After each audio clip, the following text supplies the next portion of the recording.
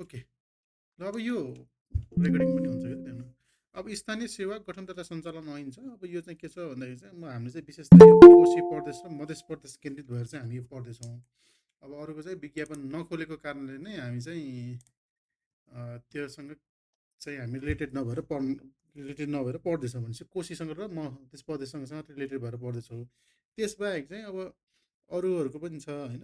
अब लुम्बिनीको बागमतीको सबैको आफ्ना छन् है। सबै प्रदेशका आफ्ना स्थानीय सेवा गठन तथा सञ्चालन ऐन हुन्छ। अब कुन मितिमा भएको कारण कुन सालमा भयो भने त्यही अनुसार ऐनपछि तिनीहरूको 2080-81 भन्ने कुरो हुन्छ।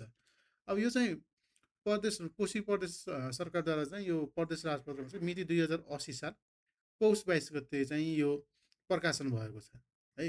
त्यही कारणले यसको नाम चाहिँ स्थानीय सरकारी सेवा गठन तथा सञ्चालन ऐन 2080 भनेर चाहिँ लेखिएको छ होइन। त्यसै गरी चाहिँ यो मध्य प्रदेशले चाहिँ प्रदेश राजपत्रमा चाहिँ है, मध्य प्रदेशले चाहिँ के छ भने चाहिँ तपाईँको आफ्नो प्रदेश राजपत्रमा है ग्याजेटमा चाहिँ आफ्नो प्रोभिन्स ग्याजेटमा चाहिँ भदौ 7 गते 2081 साल भदौ 7 गते चाहिँ प्रकाशन गरेको हुँदा यसलाई चाहिँ स्थानीय सेवा गठन तथा सञ्चालन ऐन 2081 भनेर गराएको छ। अब यसै गरी चाहिँ अब तपाईँको विभिन्न प्रदेशले आफ्नै बनाएका हुन्छन्। यी आफ्नो स्थानीय सेवा चाहिँ कसरी चाहिँ सञ्चालन गर्ने भन्ने कुरो चाहिँ के छ प्रदेशले नै डिफाइन गरेर चाहिँ के छ स्थानीय तहहरूलाई चाहिँ पठाएको हुन्छ है। त्यही अनुरूप चाहिँ के हुन्छ भने चाहिँ कामहरू गर्ने गरिन्छ। अब यो कोशी प्रदेशको प्रस्तावना सबै प्रदेशको सामान्यतया सेमै हुने गर्छ होइन। सबैलाई टाइममा जोइन गर्ने भन्छु, विभिन्न टाइममा जोइन हुन्छ। ल अब के छ भन्दाखेरि चाहिँ यो प्रस्तावनामा के छ भन्दाखेरि चाहिँ प्रदेशभित्र रहेका स्थानीय तहमा कर्मचारी र कार्यालय व्यवस्थापन मार्फत सेवा प्रवाहलाई सुदृढ एवं प्रभावकारी बनाउन तथा स्थानीय सरकारी सेवालाई सक्षम, सेवामूलक, सुशासनमुखी, उत्तरदायी, सहभागितामूलक र व्यावसायिक बनाउँदै होइन स्थानीय सरकारी सेवाको गठन, सञ्चालन र सेवाका शर्त सम्बन्धमा तत्काल कानुनी व्यवस्था गर्न वाञ्छनीयको भएकोले कोशी प्रदेश सभाबाट यो ऐन जारी गरिएको छ भन्ने लेखेको छ है। अब लुम्बिनी प्रदेश सभाबाट हुन्छ। अब बागमतीको बागमती, मध्य प्रदेश सभाबाट चाहिँ यो ऐन चाहिँ जारी हुन्छ। अब प्रदेशदेखि नै यो ऐनहरू बन्ने होइन। त्यो कारणले अब यो सामान्यतया बुझ्दाखेरि चाहिँ जुनसुकै स्थानीय यो सेवा होइन गठन तथा सञ्चालन ऐनहरू चाहिँ के को लागि बनेका हुन्छन् भन्दाखेरि चाहिँ आफ्नो प्रदेशभित्र रहेका स्थानीय तहहरूमा चाहिँ कर्मचारीलाई कार्यालयहरूलाई चाहिँ व्यवस्थापन गरी है त्यहाँको सेवा प्रवाहहरूलाई चाहिँ प्रभावकारी बनाउन र स्थानीय सरकारी सेवालाई चाहिँ सक्षमहरू बनाउने, सेवामूलक, सुशासनमुखी, व्यवसायिक, सहभागितामूलक बनाउँदै काम गर्नको लागि के हुन्छ यो कानुनहरू बनाएको है। तपाईँको विभिन्न प्रदेशको सबै प्रदेशको आफ्नै यो ऐन छ है। त्यही अनुसार काम गरिरहेका हुन्छन्। ओके। अब यसमा हेरौँ। अब यो कोशी प्रदेशको रेफरेन्स लिएको छु मैले होइन। अब कोशी प्रदेशको रेफरेन्स लिँदा सबैको सामान्यतया उही नै हुन्छ। तपाईँले पनि पढ्दाखेरि चाहिँ के गर्नु भनेपछि कम्पेयर गरेर पढ्नु होला है। अनि के गर्नु भनेपछि जस्तै अब लगत्तै तपाईँको कोशी प्रदेशको इक्जाम छ भनेपछि सुरुमा कोशी प्रदेशको स्थानीय सेवा तथा गठन तथा सञ्चालन ऐन पढ्नु होला। किनभने सिमिलर टाइपको छ कि है। अलिअलि मात्रै डिफ्रेन्स हुन्छ। त्यो कारणले चाहिँ तपाईँको कन्फ्युज हुन सक्नुहुन्छ भनेपछि जुन इक्जाम छ त्यसको अगाडि चाहिँ त्यो पढ्नु होला है। अलिकति कन्फ्युजन चाहिँ कम हुन्छ है। ओके। सुरुमै पढ्यो भने अलिकति गाह्रो होला किनभने दुइटैको पढ्दा दुइटैको पढेपछि दुइटै चाहिँ मिक्स हुन्छ नि। कहिलेकाहीँ चाहिँ पहिले कोशीको एक्जाम छ। कोशीको यो अहिले अब्जेक्टिभसँग सम्बन्धित चाहिँ ट्याक ट्याक ट्याक ट्याक पढौँ न सर। मैले चाहिँ सबै पढाइदिन्छु है। तपाईँको अब अब्जेक्टिभ भन्ने क्वेसन चाहिँ कस्तो हुन्छ भने जहाँदेखि पनि सोधिदिन सक्छ कि है। त्यो कारणले अब जे कन्टेन्ट छ है मैले पढाउने त तपाईँको चाहिँ केही भाग मात्रै पढाउने हो तपाईँलाई है। तपाईँले चाहिँ ऐन नै पुरै कम्प्लिट पढ्नु होला है त। हुन्छ। अब अहिले त तत्काल भनेको त कोशीको हो नि त। कोशी विशेष पढ्दाखेरि त अब त कन्टिन्यू त्यही पढ्दा नै हुन्छ क्या लगभग मेरो विचारमा है। कोशी पनि छ, मधेस पनि छ। अब यस्तो छ एकै कोर्स भएपछि चाहिँ दुवैलाई चाहिँ मिलाएर पढाइदिन्छ। अब डिटेलमा पढ्ने काम होइन। अब आफ्नो ज्ञानको बढाउनुको लागि चाहिँ तपाईँले आफ्नो ऐनहरू चाहिँ हेर्नु होला। जुन इक्जाम छ त्यसैको अगाडि चाहिँ त्यसैको ऐन हेर्नु होला। तपाईँलाई सजिलो हुन्छ भन्न खोजेको क्या। किनभने चाहिँ अहिले हामी पढ्दाखेरि चाहिँ दुइटाको कम्पेरिजन गरेर पढ्छौँ। त्यसमा चाहिँ के छ चाहिँ सिमिलर टाइपको छ है। अब हेर्नु त रिजर्भेसनको कुरा गर्दाखेरि दुइटैमा सिमिलर टाइपको छ तर अलिकति फरक परिदिन्छ क्या है।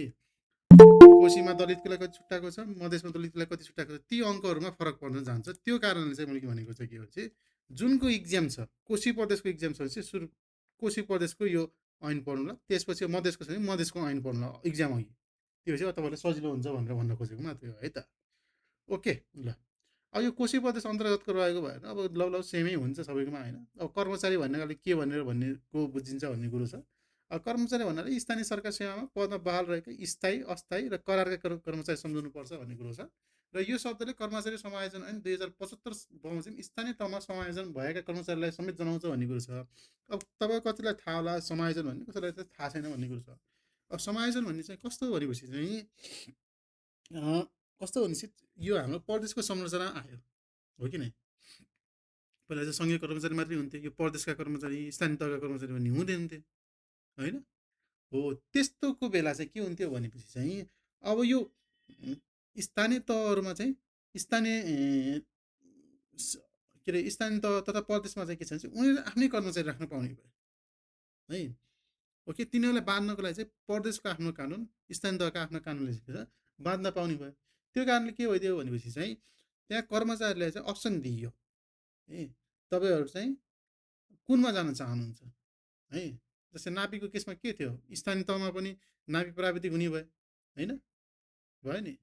अनि त्यसै गरी चाहिँ के छ भन्दाखेरि चाहिँ सङ्घीय कार्यालयमा पनि के छ भन्दाखेरि चाहिँ कमिनहरू हुने भयो। भनेपछि त्यस्तो केसमा चाहिँ अप्सन दिइयो कि तपाईँले कुन चुज गर्नुहुन्छ भन्ने कुरो। भनेपछि त्यस्तो हकमा चाहिँ के छ भने कर्मचारीले म स्थानीय तहमा जान्छु, म उसमा जान्छु भन्ने चाहिँ त्यहाँ चाहिँ एक प्रकारको सम्झौता जस्तो भनौँ अथवा एक प्रकारको चाहिँ कानुनी प्रक्रिया भएर चाहिँ के छ भने चाहिँ सङ्घमा भएका कर्मचारीहरू चाहिँ के छ स्थानीयमा आए, के छ स्थानीयमा आए। ओके है, त्यही प्रोसेसलाई के भयो समायोजन भनिन्छ है।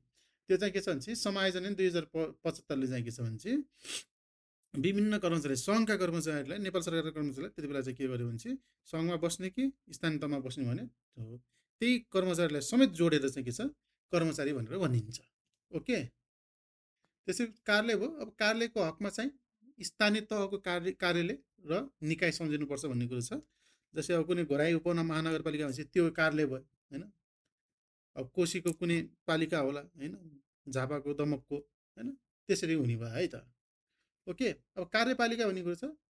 अब यसले चाहिँ के जनाउँछ चाहिँ गाउँ कार्यपालिका तर नगर कार्यपालिका भन्छ। अब के अरे स्थानीय त आफैमा के भयो एउटा सरकार भयो, त्यसमा लेजिस्लेटिभ एक्जिक्युटिभ र जुडिसियल सबै हुन्छ होइन। ओके, त्यहाँ कानुन पनि बनाउन मिल्छ स्थानीय तहले होइन। भनेपछि तपाईँको त्यहाँ न्यायिक निकाय पनि हुन्छ। त्यो कारण त्यसै गरी चाहिँ के हुन्छ भने त्यहाँ कार्यपालिका पनि हुन्छ जसले चाहिँ एक्जिक्युटिभ कामहरू गर्छ है।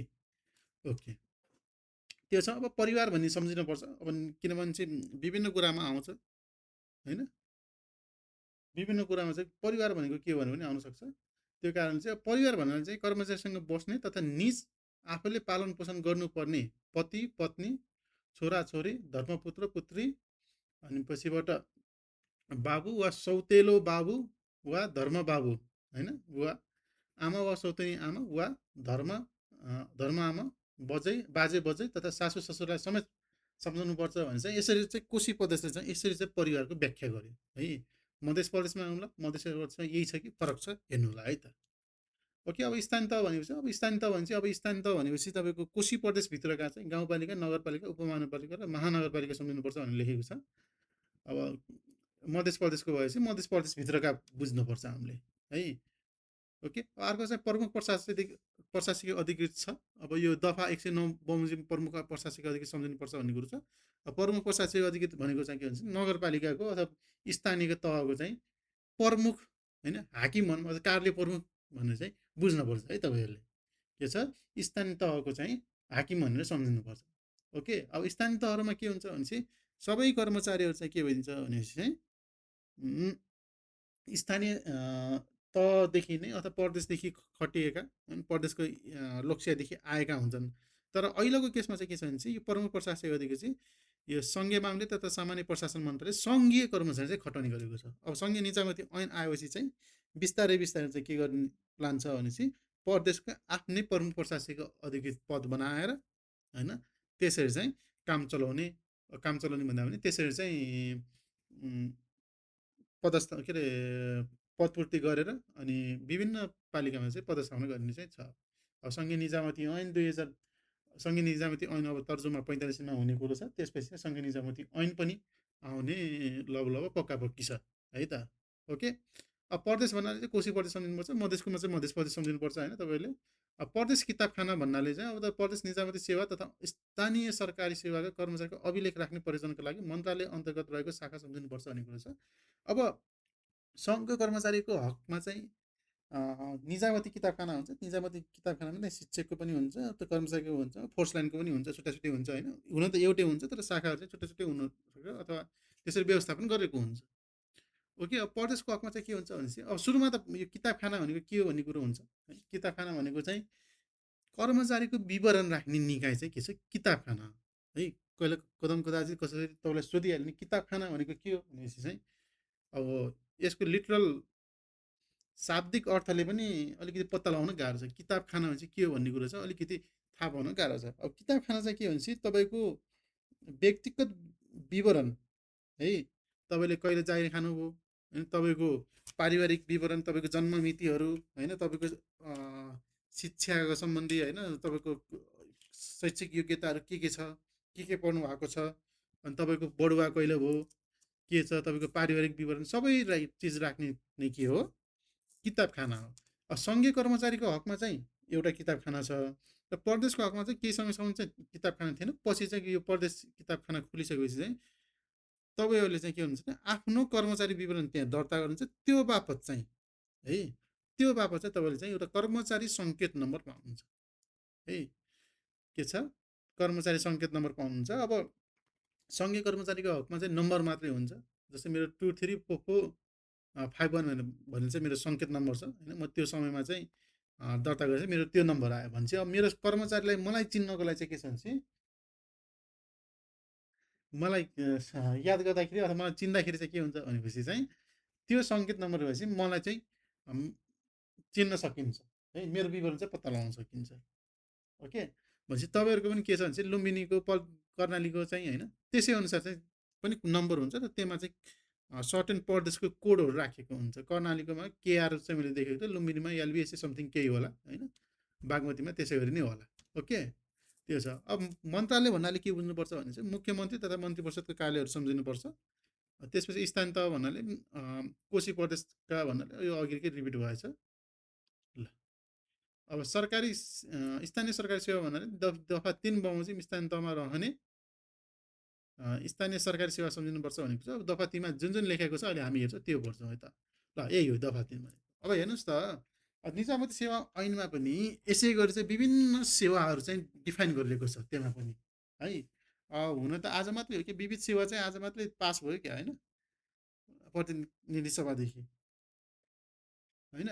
त्यसै गरेर चाहिँ के छ भने चाहिँ स्थानीय सरकारी सेवाको गठन गरेर चाहिँ यो चाहिँ कोशी प्रदेशको चाहिँ यसरी चाहिँ के छ गठन गरेको छ। जस अन्तर्गत चाहिँ तपाईँको के छ भने चाहिँ स्थानीय इन्जिनियरिङ सेवा, स्थानीय कृषि सेवा, स्थानीय प्रशासन सेवा, स्थानीय कानुन सेवा, वन तथा वातावरण सेवा, स्थानीय शिक्षा सेवा, अनि स्थानीय स्वास्थ्य सेवा र स्थानीय सूचना प्रविधि तथा तथ्याङ्क सेवा भनेर चाहिँ के छ भन्दाखेरि चाहिँ 1 2 3 4 8वटा चाहिँ के छ भने चाहिँ सेवाहरू राखिएको छ है। के छ, 8वटा सेवाहरू राखेको छ। अब यो चाहिँ तपाईँले चाहिँ के छ भने चाहिँ कोशी प्रदेशको इक्जाम दिन जानुहुन्छ भनेपछि यो चाहिँ याद गरेर जानु। ओके, कोशी प्रदेशको इक्जाम दिन जान्छ भने चाहिँ यो चाहिँ याद गरेर जानु। तलको मध्ये कुन चाहिँ स्थानीय सरकारी सेवा होइन कोशी प्रदेशको भनेर सोध्यो भनेपछि एउटा इलिमिनेट गर्न सक्नु पऱ्यो नि त, त्यो कारणले। ओके, ल अब हेर्नु है त।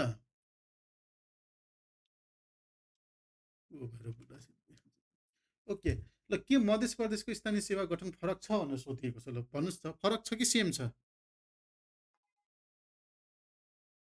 है। जुन रूपले यसरी हामी सेवाहरू छ नि, स्थानीय इन्जिनियरिङ सेवा, स्थानीय कृषि सेवा भनी छ नि, हो यी चाहिँ के छ मध्य प्रदेशको हकमा सेम छ कि फरक छ भन्नुहोस् त, कसैले हेर्नु भएको छ? ल, हेर्नुभएको भने ठिकै छ, हेर्नु भएको छैन भने चाहिँ हेर्नु त, फरक छ है त। ओके, अब यो मध्य प्रदेशको हकमा चाहिँ के छ भनेर हेरौँ त। इन्जिनियरिङ सेवा छ, स्थानीय इन्जिनियरिङ सेवा छ, स्थानीय कृषि सेवा छ, स्थानीय प्रशासन सेवा, स्थानीय वन सेवा, स्थानीय शिक्षा सेवा र स्वास्थ्य सेवा भनेर चाहिँ राखिएको छ। अब तपाईँहरू अमिनमा भोलि अथवा सर्भिसिङमा भोलि चाहिँ के छ भनेपछि तपाईँ नियुक्त हुनुभएपछि तपाईँ कुन सेवा अन्तर्गत पर्नुहुन्छ भन्नु त?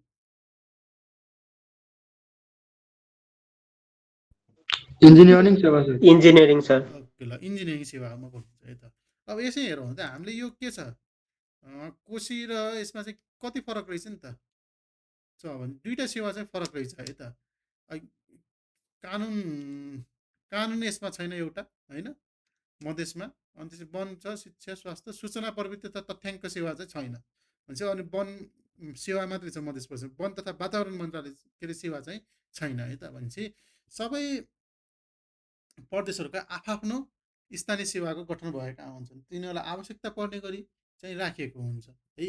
यो बाहेक अरू तपाईँको प्रदेशमा हेर्नुभयो भने अझ फरक पनि पर्न सक्छ है। के छ योभन्दा पनि फरक पर्न सक्छ, त्यो कारणले प्रदेश अनुसार चाहिँ फरक फरक हुन्छ भन्ने कुरो नै देखाउन खोजेको हो। तर फरक भयो भने तर केही चिजहरू कदम के अरे धेरै जस्ता चिजहरू चाहिँ समान रूपमै छ है। अब यो कोशी प्रदेश र तपाईँको मध्य प्रदेशमा तहहरू हेऱ्यो भने चाहिँ हामीले सेमै छ है। अधिकृत स्तरको लागि चाहिँ 6औँदेखि सुरु भएर 11औँसम्म जान्छ भनेपछि सहायक स्तरको हकमा चाहिँ के छ भन्दाखेरि 5औँ, 4औँ, तेस्रो र आधारभूत भनेर चाहिँ छुट्याइएको छ है त। यसरी चाहिँ के छ तहहरू छुट्याएको हुन्छ। अब यो हेर्नु है त दरबन्दी सिर्जना गरिन्छ है। जुन दरबन्दी भने तपाईँलाई थाहा छ नि, तपाईँको सिटै भनेर बुझ्नुहोस्, तपाईँले लेम्यानको भाषामा बुझ्दाखेरि त्यो सिट भन्नुहोस्।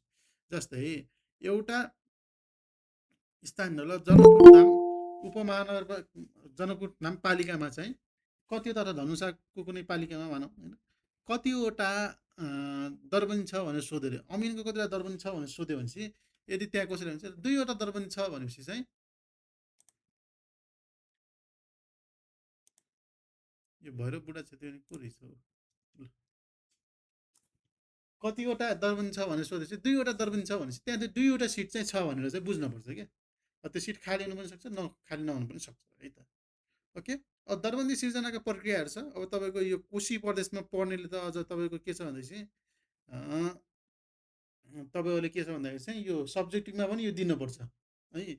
दरबन्दी सिर्जनाको प्रक्रिया भन्नुहोस् भनेर भन्नु पनि सक्छ, अथवा यो परम प्रशासकीय अधिकृतको जिम्मेवारी के हो भनेर सोध्न सक्छ, विधाका प्रकारहरू भनेर पनि लेख्न सक्छ। भनेपछि कोशी प्रदेशको तयारी गर्ने मान्छेले चाहिँ के छ भने सब्जेक्टिभ बेसिसमा पनि के छ तयारी गर्नुपर्ने हुन्छ है।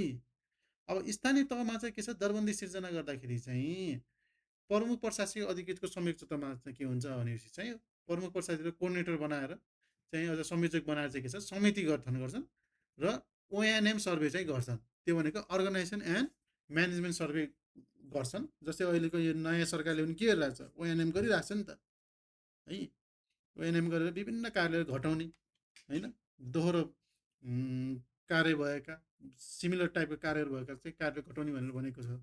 त्यो सरकारले ओएनएम गर्यो होइन, अब्जेक्ट के अरे अफिस के अरे अफिस एन्ड म्यानेजमेन्ट भनेर भन्यो, अथवा सङ्गठन तथा व्यवस्थापन म्यानेजमेन्ट भन्यो है। त्यही अनुरूप चाहिँ के छ भन्दाखेरि चाहिँ स्थानीय तहले पनि के छ प्रमुख प्रशासकीय अधिकृत संयोजकतामा समिति गठन गरी चाहिँ के छ सङ्गठन व्यवस्थापन सर्वेक्षण गर्नुपर्छ। के का लागि स्थानीय सेवाको सङ्गठन संरचना र दरबन्दी सिर्जना गर्न र त्यस्तो सङ्गठनको संरचना वा दरबन्दीमा पुनरावलोकन गर्न र हेरफेर गर्न भनेको छ। त्यसमा चाहिँ के बुझ्नु भनेपछि तपाईँको सिट सङ्ख्या बढाउने घटाउने सम्बन्धी कुरा के हुन्छ त्यसमा हुन्छ है त। के छ सिट सङ्ख्या बढाउने घटाउने, अनि पछि कुनै कार्यहरू सम्बन्धी खोल्न पर्यो भनेपछि होइन कुनै नयाँ प्रकारको कार्य खोल्न पर्यो भने त्यस्तो केसमा चाहिँ यो गरिन्छ। ओके, अब अलिकति प्रक्रियागत रूपमा हेरौँ, यो ऐनले दिएको कुरो हो है। उपदफा 1 बमोजिम सङ्गठन तथा व्यवस्थापन सर्वेक्षण गर्दा सङ्गठनको दरबन्दी सिर्जना पुनरावलोकन र हेरफेर गर्नुपर्ने देखिएमा होइन देखाएको आधार सहित सोको कारण र औचित्य समेत खुलाइ सो समितिले गाउँ कार्यपालिका वा नगर कार्यपालिकामा प्रतिवेदन पेश गर्नुपर्ने छ भनेको कुरो छ है। अब यो दरबन्दी हेरफेर गर्दाखेरि सिर्जना गर्दाखेरि चाहिँ के गर्नुपर्छ भनेपछि सो समितिले चाहिँ के छ भनेपछि उपयुक्त कारण सहित र औचित्य समेत चाहिँ के छ खुलाएर चाहिँ के छ भने गाउँपालिका अथवा कार्यपालिकामा चाहिँ के छ प्रतिवेदन पेश गर्नुपर्छ। अब के विवरण राख्नुपर्ने छ भन्दाखेरि चाहिँ सङ्गठन तथा व्यवस्थापन सर्वेक्षण गरिने सङ्गठनको कार्य प्रकृति र कार्यबोझ भनेर लेखिन्छ।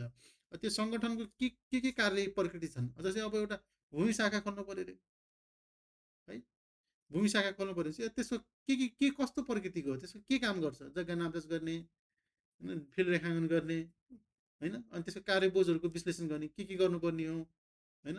के कतिको कामहरूको हामीलाई आवश्यकता छ कि नै, होइन? त्यो सबै चाहिँ के छ अध्ययन गर्नुपर्ने हो। ओके, त्यसै गरी चाहिँ के छ भने नेपाल सरकार वा प्रदेश सरकारले स्थानीय तहमा रहेको दरबन्दी सङ्ख्याको सम्बन्धमा कुनै आधार वा मापदण्ड निर्धारण गरेको भए त्यस्तो आधार वा मापदण्ड भनेको छ है। अब के छ भन्दाखेरि चाहिँ नेपाल सरकारले अथवा प्रदेश सरकारले चाहिँ के हुन्छ भने स्थानीय तहमा के कति दरबन्दी रहने भन्ने चाहिँ निर्धारण गरेको हुनसक्छ है। त्यसैको आधारमा जस्तै प्रशासनका कर्मचारी कति हुनसक्छ गाउँपालिकाको हकमा, ओडाको हकमा कतिजना हुनसक्छ भनेर चाहिँ राख्नु मिल्यो। ओडामा एकजना ओडा सचिव मात्रै हुन्छ भने चाहिँ अब त्यो तोकेको छ भने चाहिँ 2टा ओडा सचिव चाहिँ राख्नु मिलेन। ओके, एउटा गाउँपालिकाको ओडा मान्छे भनेपछि त्यसरी चाहिँ तोकिएको छ भने चाहिँ त्यसलाई पनि के छ भने चाहिँ त्यस्तो आधार तथा मापदण्डलाई पनि के छ के अरे त्यसलाई आधार लिएर चाहिँ हामीले काम गर्नुपर्छ है। त्यसपछि चाहिँ के छ नेपाल सरकार वा प्रदेश सरकारबाट पारिश्रमिक तथा सुविधाको लागि प्राप्त हुने आर्थिक स्रोत चाहिँ जुटाउनुपर्छ है। के छ नेपाल सरकारदेखि र प्रदेश सरकारदेखि चाहिँ पारिश्रमिक तथा सुविधाको चाहिँ के छ आर्थिक स्रोत चाहिँ जुटाउनुपर्छ। अब दरबन्दी गरायो कसैले त्यसलाई तलब खुवाउने ठाउँ छैन भने त्यो पनि भएन है। ओके, त्यसपछि चाहिँ के छ कर्मचारीको पारिश्रमिक तथा सुविधाको लागि सम्बन्धित स्थानीय तहको आन्तरिक स्रोत पनि के छ जुटाउनुपर्छ। यदि माथिदेखि भनेपछि आफ्नै कार्यालयले चाहिँ के छ अथवा स्थानीय तहले चाहिँ के छ भने चाहिँ आन्तरिक स्रोत चाहिँ व्यवस्थापन गर्नुपर्छ भन्ने कुरो छ। ओके, यति कुरा लिएर चाहिँ के छ भने चाहिँ प्रतिवेदन पेश गर्नुपर्छ सम्बन्धित पालिकाको के छ कार्यपालिकामा। ओके, बुझे यहाँसम्म? ल, त्यति गरिसकेपछि समितिमा को हुन्छन् सर? हजुर, समितिमा को हुन्छन्? समितिमा अब यसको प्रमुख प्रशासकीय अधिकारीको संयोजकतामा हुन्छ। त्यसमा सम्बन्धित शाखाहरूका है, अब यदि शाखाहरू छन् त्यो सम्बन्धित शाखाका प्रमुखहरू भए अनि त्यसपछि चाहिँ तपाईँको स्थानीय तहका अब कोलाई राख्न सकिन्छ है। उसले आफै स्थानीय तहले चाहिँ बनाउन सक्छ है। ओके, अब यति गरिसकेपछि चाहिँ त्यो प्रतिवेदन चाहिँ के छ भने गाउँ कार्यपालिका वा नगरपालिकाको सिफारिसमा चाहिँ के गरिन्छ भने चाहिँ गाउँसभा र नगरसभाले दरबन्दीको आवश्यकता र औचित्य समेतको आधारमा त्यस्तो सङ्गठन संरचना दरबन्दीको प्रस्ताव स्वीकृत गरिन्छ। अब त्यो तपाईँको प्रतिनिधि सभा सुन्नुभएको छ नि, त्यसै गरी चाहिँ के छ भने स्थानीय तहमा के हुन्छ भने नगरसभा वा गाउँसभा हुन्छ है। तिनीहरूले के गर्छ भने चाहिँ यो दरबन्दी हामीलाई आवश्यक छ भनेपछि ओके ल ठिक छ हामी सबै स्वीकृत ओके छ भनेपछि चाहिँ के छ उनीहरूले चाहिँ त्यो प्रस्ताव चाहिँ के छ स्वीकृत गर्नेछ र त्यहाँ चाहिँ के हुन्छ भनेपछि चाहिँ एउटा दरबन्दी स्वीकृत हुने भयो। जसै मानौ ल घोराई उपमहानगरपालिकाले चाहिँ के गर्यो भनेपछि चाहिँ त्यहाँ अलरेडी 3जना अमिन छन् रे मानौ होइन। हामीलाई अमिन चाहिँ के भन्छ अब कार्य चाहिँ बढी हुन लाग्यो, काम चाहिँ बढी हुन लाग्यो, अब चाहिँ हामी अझै 2टा अमिन थप्नु छ भनेपछि चाहिँ के गर्छन् भनेपछि यिनीहरूले सुरुमा त्यो ओएनएम गर्छन्, त्यहाँ किन चाहियो त्यसको आधारहरू हेर्छ अनि स्थानीय तहमा कति अमिन राख्न पाइने हो त्यो कुरा पनि यकिन गर्छ। जस्तै मध्य प्रदेशले त्यतिकै राख्यो नि, त्यसले पनि यसै गरी नै गर्यो है। मध्य प्रदेशको हरेक सायद ओडामा अमिन राख्नको लागि होला है, त्यो गर्यो। त्यसपछि चाहिँ के गर्यो भनेपछि चाहिँ अब त्यसको तलब खुवाउने आधार चाहिँ खोज्यो। तलब खुवाउँदाखेरि चाहिँ के कसरी खुवाउने भन्ने कुरो हो होइन। त्यसको पनि आधार तय गर्यो कुन स्रोतदेखि खुवाउन सकिन्छ भन्ने कुरो। त्यसपछि चाहिँ त्यो सबै प्रतिवेदन चाहिँ गाउँ अथवा कार्यपालिकामा पठायो, गाउँ वा नगर कार्यपालिकामा पठायो र त्यसपछि चाहिँ होइन त्यसपछि चाहिँ के गर्यो भनेपछि चाहिँ त्यो प्रतिवेदन चाहिँ के छ कार्यपालिकाको सिफारिसमा चाहिँ के छ गाउँसभा र नगरसभाकोमा चाहिँ पेश हुने भयो। त्यो पेश भइसकेपछि चाहिँ के छ त्यहाँ गाउँसभा अथवा नगरसभाले त्यहाँका जो प्रतिनिधिहरू होइन अनि त्यहाँका सदस्यहरू सबै हुन्छन्। उनीहरूले चाहिँ के गर्ने भने चाहिँ ल यो ठिक छ भनेपछि ओके भनेर चाहिँ के छ त्यो प्रस्ताव स्वीकृत गर्ने अथवा दरबन्दी स्वीकृत गर्ने भयो। ओके, त्यसरी चाहिँ एउटा दरबन्दी चाहिँ के छ क्रिएट हुने भयो है। भनेपछि घोराई नगरपालिकामा 3टा अमिन थियो भनेपछि के भन्छ 2टा थपेर के छ 5वटा के छ अमिनको दरबन्दी हुने भयो भनेपछि कसैले चाहेर तुले दरबन्दी क्रिएट गर्न सक्दो रहेछ त? कुनै मेयरले, अध्यक्षले अथवा प्रमुख शासकीय अधिकारीले सक्दो रहेछ त? भने सक्दैन नि। भनेपछि यहाँ चेक एन्ड ब्यालेन्स भन्ने कुरो पनि आउने भयो है। यसरी चाहिँ गर्ने भयो किनभने कार्यपालिकाले चाहिँ उसको आवश्यकता पहिचान गर्यो। त्यसपछि चाहिँ के गर्यो भनेपछि चाहिँ तपाईँको यो गाउँसभा अथवा नगरसभाले के गर्ने भयो उनीहरूले चाहिँ स्वीकृत गर्ने नगर्ने त्यहाँ भर पर्ने भयो भनेपछि एउटा प्रमुख प्रशासकले मात्रै गर्यो भने भयो त भएन नि, नगरसभाले पनि के छ पारित गर्नुपर्ने। ओके ल यसरी। त्यसपछि चाहिँ के भयो भने चाहिँ अब यो कतिसम्मको पद चाहिँ स्वीकृत गर्न पाउँछन् अथवा क्रिएट गर्न सक्छन्, दरबन्दी सिर्जना गर्छन् भन्ने कुरो पनि आउन सक्छ है। है अब यो स्थानीय तहको हकमा चाहिँ है, स्थानीय तहको हकमा चाहिँ के छ भन्दाखेरि चाहिँ सम्बन्धित स्थानीय तहको है, सम्बन्धित स्थानीय तहको भन्दा चाहिँ के अरे स्थानीय तहको प्रमुख प्रशासकीय अधिकृतको तहभन्दा चाहिँ माथिल्लो पदको चाहिँ के छ दरबन्दी स्वीकृत गर्न चाहिँ पाउँदैन। जस्तै गाउँपालिकाको हकमा है, गाउँपालिकाको हकमा चाहिँ त्यसको प्रमुख प्रशासकीय अधिकृत को हुन्छ? एउटा शाखा अधिकृत हुन्छ है। भनेपछि चाहिँ शाखा अधिकृत हुन्न र सङ्घको शाखा अधिकृत हुने 7औं तह बराबरको हुन्छ। भनेपछि त्यहाँ प्रमुख प्रशासकीय अधिले के गर्न सक्यो भने चाहिँ 7औं तहसम्मको चाहिँ उसले दरबन्दी सिर्जना गर्न पायो। अब 8औं 9औं चाहिँ गर्न पाएन है। 8औं तहमा चाहिँ के छ उसले गर्नु भने आफूभन्दा माथिल्लो तहकोमा चाहिँ गर्न पाएन। अब नगरपालिकाको हकमा चाहिँ उपसचिव हुनुपर्छ भने उपसचिवले अब 9औं तह भयो होइन, 9औं तहभन्दा माथिको चाहिँ गर्न पाएन। त्यसै गरी चाहिँ अब तपाईँको अब उपमहानगरपालिकामा सहसचिवको दरबन्दी हुन्छ, त्यहाँ सहसचिवभन्दा माथि गर्नु पाएन। अनि महानगरपालिकाको पनि त्यही नै। ओके त्यसरी चाहिँ के छ भन्दाखेरि चाहिँ आफूभन्दा माथिल्लो तहको पद चाहिँ के छ सिर्जना गर्न पाइँदैन। ओके र यो जुन तपाईँको यो दरबन्दी स्वीकृत हुन्छ नि, सिर्जना हुन्छ नि, हो त्यो सिर्जना भएको मितिले चाहिँ के छ भने 3 महिनाभित्र चाहिँ के छ भन्दाखेरि चाहिँ यो प्रदेश किताबखानामा चाहिँ त्यस्तो पद चाहिँ के छ दर्ता गराउनु पर्ने हुन्छ। ओके के छ त्यस्तो पद चाहिँ के छ दर्ता गर्नुपर्ने हुन्छ। ओके अब यो 5 मार्क्सको क्वेसनमा तपाईँले सोधिदिनु पनि सक्छ है। ओके 5 मार्क्सको क्वेसनमा चाहिँ स्थानीय सेवा के अरे स्थानीय सरकारले चाहिँ अथवा स्थानीय तहले चाहिँ के कसरी चाहिँ दरबन्दी सिर्जना गर्न सक्छ भनेर सोध्यो भने चाहिँ यो कुरा चाहिँ तपाईँले चाहिँ भन्न चाहिँ सक्नु पर्यो। ओके यो कुरा चाहिँ भन्न सक्नु पर्यो है त। ओके ल अब पदपूर्तिको केसमा हेरौँ, मध्य प्रदेश र कोशी प्रदेशमा हेरौँ है, अथवा कोशी प्रदेश र मध्य प्रदेशमा हेरौँ। अब हेरौँ है त यहाँ अब यिनीहरूले चाहिँ कसरी गराएको छन् भने चाहिँ यो स्थानीय तहमा चाहिँ के कसरी चाहिँ पदपूर्ति गर्ने भन्ने कुरो छ। चौथोको तहमा हेरौँ, कोशी प्रदेश र मध्य प्रदेशमा चाहिँ के छ सेम छ है। के छ कोशी प्रदेश र मध्य प्रदेशमा सेम छ है। खुल्ला प्रतियोगिता छ, खुल्ला प्रतियोगितामा चाहिँ के छ 80% चाहिँ लिने। अनि अन्तर्तह छ, अन्तर्तह सेवा प्रतियोगात्मक परीक्षाद्वारा भन्ने कुरो छ। अब यो आप्र भन्छ होइन, आन्तरिक प्रतिस्पर्धा भन्छ अथवा यसै गरी होइन अन्तर्तह प्रतियोगिता भन्छ। यो चाहिँ कस्तो भनेपछि चाहिँ जस्तै 5औं के अरे तपाईँ यहाँ कोही वनरक्षक हुनुहुन्छ होला सायद है, एकजना को हुनुहुन्थ्यो, तपाईँ वनरक्षक हुनुहुन्छ भनेपछि तपाईँले चाहिँ आन्तरिक चाहिँ के छ परीक्षा दिन पाउनुभयो र अमिनमा चाहिँ के छ जाहिर खान पाउनुभयो है।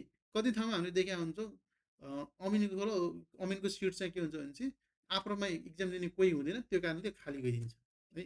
कति ठाउँ तपाईँले देखिराख्नु हुन्छ त्यो साथी कुनै वनरक्षक भएको हुन्छ, त्यो वनरक्षक भएको साथी चाहिँ के हुन्छ भनेपछि चाहिँ पछि गएर सलेखापाल अथवा खरिदार भएको हुन्छ होइन। भने श्रेणीविहीन है, श्रेणीविहीन कर्मचारी पनि के हुन्छ भनेपछि चाहिँ आन्तरिक, आन्तरिक भनेको चाहिँ कस्तो भनेपछि त्यो जागिरी खाएका हुन्छ नि कर्मचारी बिच, कर्मचारीलाई चाहिँ प्रोत्साहन गर्ने स्वरूप होइन।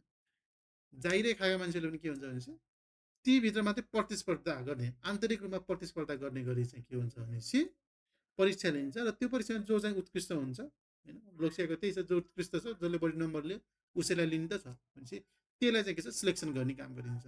त्यही नै के हो आन्तरिक प्रतिस्पर्धा अथवा आन्तरिक प्रतियोगिता अथवा आप्र भनिन्छ सर्टकटमा है। त्यो चाहिँ के छ भने चौथोको तहमा के छ शून्य छ। ओके अब बढुवा को कुरो छ। अब बढुवाको हकमा पनि के छ भनेपछि दुई तरिकाको छ। एउटा कार्यक्षमताको मूल्याङ्कनद्वारा हुन्छ र अर्को चाहिँ के हुन्छ भने ज्येष्ठता र कार्यसम्पादन मूल्याङ्कनको द्वारा हुन्छ। त्यसमा चाहिँ 10% लिने गरेको छ है। के छ 10% लिने गरेको छ है दुवै सेवामा, दुवैको कोशी र मधेसको हकमा है। ओके त्यसपछि चौथोमा चाहिँ यो कोशी प्रदेशमा छ, त्यो चाहिँ स्वास्थ्य सेवासँग सम्बन्धित छ भने चाहिँ 100% लिने गरेको छ होइन। त्यसै गरी चाहिँ तपाईँको पाँचौँको हकमा हेरौँ 60% र 20% छ है, जुनमा चाहिँ पाँचौँ तहको तपाईँ जुन सर्भिस चेक भन्नुहुन्छ नि त्यसको हो भने 60%। जस्तै मानव 10वटा सिट रहेछ अरे, अब 10वटा सर्भिस चेकको सिट खुलाउनु छ भनेपछि चाहिँ त्यो खुल्लामा तपाईँहरू यति इक्जाम दिनुहुन्छ तपाईँले 6वटा सिट मात्रै आउँछ, 60% मात्रै है। 20% चाहिँ के छ, कार्यक्षमता उसको चाहिँ वर्क इफिसियन्सी अनुसारको उसको वर्कको चाहिँ के छ भने चाहिँ मूल्याङ्कन गरेर उसले गरेको कामको मूल्याङ्कन गरेर चाहिँ के गर्छन् भनेपछि त्यसलाई मूल्याङ्कन गर्छ। त्यो मूल्याङ्कन जसको उत्कृष्ट हुन्छ उसले चाहिँ बढुवा पाउँछ। अनि अर्को चाहिँ के छ भने चाहिँ ज्येष्ठता र कार्य सम्पादन मूल्याङ्कन अनुसार छ। जुन चाहिँ सबैभन्दा सिनियर हुन्छ र उसको चाहिँ कार्य सम्पादन जसको राम्रो हुन्छ त्यसले चाहिँ के गर्छ, बढुवा हुन्छ, त्यसरी चाहिँ छुट्याएको हुन्छ है। अब यो सिमिलर अरू पनि छ, यसरी हेर्नु होला कसरी कसरी लिने भन्ने कुरो छ है। अलिअलि फरक छ हेर्नुहोस् है। सातौँको हकमा हेर्नुहोस् है 60, 15, 15 छ, तर मधेसमा के छ 60, 10, 15, 15 छ। ओके, कोशीमा 17, 15, 15 छ है त। भनेपछि यसरी चाहिँ फरक परेको हुन्छ। त्यही कारण यस्तो कुरामा कन्फ्युजन हुनसक्छ भनेर चाहिँ मैले जुन इक्जामको अगाडि छ त्यसको माथि पढ्नुला भनेर भनेको है, त्यो भन्नुको कारण चाहिँ। नवमा हेर्नुहोस्, नवमा लगभग सेमै छ है। अनि 10औँमा हेर्नु, 10औँमा कहीँ हुँदैन, त्यहाँ चाहिँ के हुन्छ तह वृद्धि हुन्छ, भनेपछि एक तह माथि जान्छ, स्वत बढुवा हुन्छ होइन। त्यसै 11 छ, त्यसरी छ है। ओके, र त्यसपछि चाहिँ के छ भने दुवै अहिलेको यो हकमा होइन, दुवै ऐन छ नि, यो प्रदेशको र कोशीको है, कोशीको छ नि, त्यसमा चाहिँ के एउटा राखिएको छ, एउटा बन्देज के लगाएको छ भनेपछि सुन्नु है त, समान तहमा प्रतिस्पर्धा गर्न वा उम्मेदवार हुन नपाउने भनेर एउटा व्यवस्था गरिएको छ है। तपाईँले कतिले सुन्नु पनि भएको थिएन, कतिले सुन्नु पनि भएको थिएन होला। यसमा के छ भन्दाखेरि चाहिँ सङ्घीय निजामती सेवा वा जुनसुकै प्रदेश निजामती सेवा वा जुनसुकै स्थानीय सेवाको समान तहको पदमा कार्यरत रहेका कर्मचारी स्थानीय सेवाको खुल्ला वा अन्तर्तह प्रतियोगिता वा आन्तरिक अन्तर सेवा प्रतियोगितात्मक परीक्षाद्वारा पदपूर्ति हुने तह वा पदको समान तहमा प्रतिस्पर्धा गर्न वा उम्मेदवार हुन पाउने छैन भनेर लेखिएको छ। अब यो भनेको कस्तो हो भनेपछि यदि तपाईँहरू कोही अहिले अमिन हुनुहुन्छ अरे मानौँ है, अमिन हुनुहुन्छ, ल तपाईँहरू सुदूरपश्चिम प्रदेशमा अमिन हुनुहुन्छ, तर तपाईँको घर चाहिँ के छ भन्दाखेरि चाहिँ मध्य प्रदेशमा छ अरे मानव है। भनेपछि तपाईँले मध्य प्रदेशको इक्जाम दिन आउनुभयो भनेपछि यो मध्य प्रदेशमा पनि व्यवस्था छ, अब कोशी प्रदेशमा पनि व्यवस्था गरेको छ। अब लुम्बिनीहरूमा के छ, लुम्बिनीमा पनि त्यस्तै छ होला सायद है, अरूमा नि हेर्नु है। त्यस्तो केसमा तपाईँ अमिन चौथो तहमा चाहिँ तपाईँ कार्यरत हुन्छ सुदूरपश्चिममा। अब भनेपछि चाहिँ तपाईँले अब मध्य प्रदेशमा चौथो तहको इक्जाम चाहिँ दिन पाउनुहुन्न, बुझ्नुभयो त्यसले भन्न खोजेको। समान तहमा चाहिँ प्रतिस्पर्धा गर्न वा उम्मेदवार हुन नपाउने भनेर लेखेको छ है। अब त्यसको लागि कि त तपाईँले राजीनामा दिएर जानु पर्यो है, के छ राजीनामा दिएर जानु पर्यो, कि त माथिल्लो पदको लागि मात्रै के छ उम्मेदवार हुनु पाउनुभयो। जस्तै अमिन हुनुहुन्छ, अमिनबाट चाहिँ के छ तपाईँ सर्वेक्षक हुन चाहिँ पायो। ओके, के छ सर्वेक्षक हुन पायो, तर चाहिँ के छ भने चाहिँ सेम तहको चाहिँ हुन पाएन, र सेम तहको मानव प्रशासन लड्छु भन्नु पनि पाएन है। के छ सेम तहको प्रशासन लड्छु भन्नु पनि पाएन भनेपछि यो एउटा बन्देज चाहिँ लगाइएको छ है। त्यही भएर जागिर खानुभन्दा अगाडि चाहिँ समान तहको तपाईँको क्वालिफिकेसन सर्वेक्षकको लागि ओके छ भने त तपाईँहरूले त्यहाँ अमिन खाएर सर्वेक्षक आफ्नै पालिकामा खान्छु भन्नु पनि मिल्यो, नै त पछि चाहिँ के छ सरुवा मिलो हुन्छ, अलिक गाह्रो हुन्छ। तर पनि के छ भने सङ्घीय निजामती सेवा ऐन आयो भनेपछि चाहिँ फेरि सरुवा चाहिँ गराउन मिल्ने व्यवस्था आउने जस्तो छ है त। त्यही कारणले फेरि इक्जाम दिनु होला। फेरि के अरे मधेसमा चाहिँ म मधेसमै फस्छु अथवा कोशीमा कोशीमै फस्छु भन्ने चाहिँ नसोच्नु है त, किनभने सँगै निजामती सेवा ऐन आएपछि त्यहीमा अन्तर प्रदेश सरुवा हुने व्यवस्था गर्ने लागेका छन्। अब फेरि नयाँ तर्जुमामा के हुन्छ त्यो अनुसार भर पर्छ है त। ओके, यो कुरा बुझियो होइन। ल सर हजुर, त्यो सङ्घमा लड्न पाउँछ कि पाउँदैन त्यही पदको? सङ्घको निजामती सेवा ऐनले के लेखेको छ भन्ने कुरो हुन्छ होइन। सङ्घमा चाहिँ पाउँछ, सङ्घमा चाहिँ यसो बन्देज लगाएको छैन, किनभने स्थानीयमा काम गरिरहेका पनि के छ भने चाहिँ लडिरहेका छन् है। सङ्घमा चाहिँ बन्देज लगाएको छैन, तर सङ्घमा काम गर्ने मान्छेले फेरि स्थानीयमा दिन मिल्दैन भनेर लेखेको छ हेर्नु त, सङ्घीय निजामती सेवामा भनेर है। सङ्घमा चाहिँ त्यसो बन्देज चाहिँ लगाएको छैन, स्थानीयमा काम गर्ने पनि के छ सङ्घमा काम नाम निकालिरहेका छन् है। ल अब पदपूर्ति सम्बन्धी विशेष व्यवस्था भनेको छ कोशी र मधेसको मात्रै मैले कम्पेयर गरेको छु। तपाईँले चाहिँ यदि भोलिका दिनमा लुम्बिनीहरूको पनि निस्केछ भनेपछि यसैहरू चाहिँ कम्पेयर गरेर पढ्नुलाई है। ओके ल, अब सुरुको कोशी प्रदेश हो, अनि यताको चाहिँ मधेस प्रदेश हो है। ल हेरौँ है त, अब हेरौँ है त, स्थानीय सरकारी सेवालाई समावेशी बनाउन दफा 8 को उपदफा 1 बमोजिम खुल्ला प्रतियोगितात्मक परीक्षा के अरे खुल्ला प्रतियोगितात्मक परीक्षाद्वारा पदपूर्ति हुने पदमध्ये 45% पद छुट्याइ 16लाई 100% है मानि देहा बमोजिमको उम्मेदवारले बिचमा मात्र छुट्टा चाहिँ प्रतिष्ठा गरेर गर्ने भनेर लेखेको छ। अब यहाँ मेन कुरा बुझ्नु भनेको चाहिँ के हो भन्दाखेरि चाहिँ यहाँ हेर्नुहोस् है त, यो कोशी प्रदेशको हो, यो कोशी प्रदेशको हो। यहाँ हेर्नुहोस् 45% भनेको छ, तर मध्य प्रदेशमा हेर्नु त 49% भनेको छ। कति भनेको छ? 49% छ भने 49% यहाँ छुट्टाएको छ भनेपछि कोशी प्रदेशलाई चाहिँ 45% मात्रै छुट्टाएको छ है। ओके 100% मा ल मानौँ 10वटा सिट छ, अथवा 10वटा नभनौँ 20वटा सिट छ अरे मानौँ है। 20वटा सिट छ भनेपछि चाहिँ तपाईँको कोशी प्रदेशमा कतिवटा सिट खुल्ने हो खुल्लामा? 45% नौ। खुल्ने भयो नि, कतिवटा? 9वटा खुल्लामा आउनुभयो है। किनभने चाहिँ 20 को 45% कति हुने भयो? 9 भयो। 9 भयो। तर चाहिँ के भइदियो भनेपछि चाहिँ तपाईँको मध्य प्रदेशमा चाहिँ के छ 49% हुने भयो।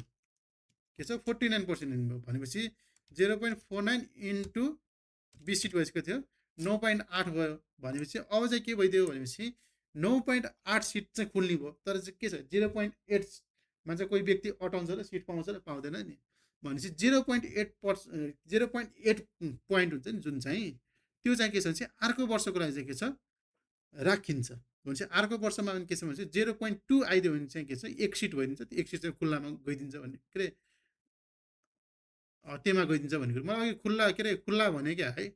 त्यसमा चाहिँ रिजर्भ सिटको लागि त 45% चाहिँ के छ रिजर्भ सिट हो भनेपछि 20वटा सिट खुलेको छ भनेपछि 45% चाहिँ के छ रिजर्भ सिटमा हुन्छ भनेपछि 9वटा सिट चाहिँ खुल्लामा होइन रिजर्भ सिटमा आउँछ भनेपछि यहाँ चाहिँ के छ 49 छ भनेपछि 9.8 हुन्छ। अब खुल्न चाहिँ यो पटकलाई 9 खुल्छ, 0.8 चाहिँ के हुन्छ भनेपछि अर्को पटकलाई चाहिँ के छ बचेको हुन्छ। ओके त्यसरी गरिन्छ। ओके भनेपछि हेर्नुहोस् 45 र 49 छ। अब यो जुन इक्जाम हुन्छ त्यसको अगाडि पढ्नुला याद गर्नुला। त्यसपछि हेर्नुहोस् त अब कोशी प्रदेशमा हेर्नु त आदिवासी जनजातिले कति छुट्याएको छ 45% छुट्याएको छ, सरी 35% छुट्याएको छ। ओके र यो 35% भनेको कति हो 100% 35% हो कि कति पर्सेन्ट तपाईँलाई थाहा छ? यो आरक्षण कसरी छुट्याएको हुन्छ, विशेष व्यवस्था कसरी गरेको हुन्छ थाहा छ? थाहा छैन सर, यो कुरो चाहिँ बृहत रूपमा भनिदिनु मैले त आजसम्म बुझेकै रहेन छु यो कथा।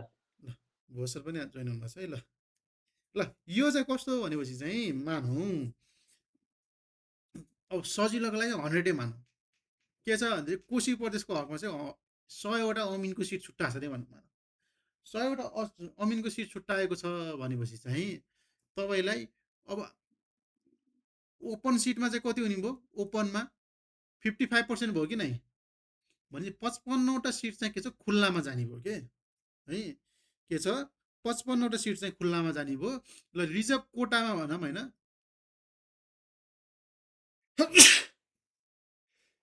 सरी कोटामा चाहिँ कति सिट जाने भयो? 45% सिट जाने भयो छ कि नै? 45% भनेको छ 45% सिट भनेको चाहिँ 100 को 45% 45 सिट चाहिँ के छ तपाईँको कोटामा जाने भयो। अब यसपछि चाहिँ के गरिन्छ भनेपछि चाहिँ अब यसपछि के भन्छ यो 45%लाई चाहिँ के छ 100% मानिन्छ क्या। यो 45लाई चाहिँ के छ 100% मानिन्छ। अब त्यसपछि त तपाईँको आउने चाहिँ के हो भनेपछि तपाईँको अब आदिवासी जनजाति छ नि हो यो 35% चाहिँ के छ 45 सिटको चाहिँ 35% भयो भनेपछि चाहिँ हेर्नु त 35% अफ 45 गरेपछि कति हुने भयो हिसाब गर्नु त भनेपछि 15.75 भनेर सिट आउने भयो है त। के छ 15.75 सिट आउने भयो भनेपछि चाहिँ के हुने भनेपछि 15 सिट चाहिँ खुल्ने भयो। 75 0.75 सिट चाहिँ के छ अर्को पटकलाई रहने भयो के छ अर्को पटकको लागि चाहिँ रहने भयो।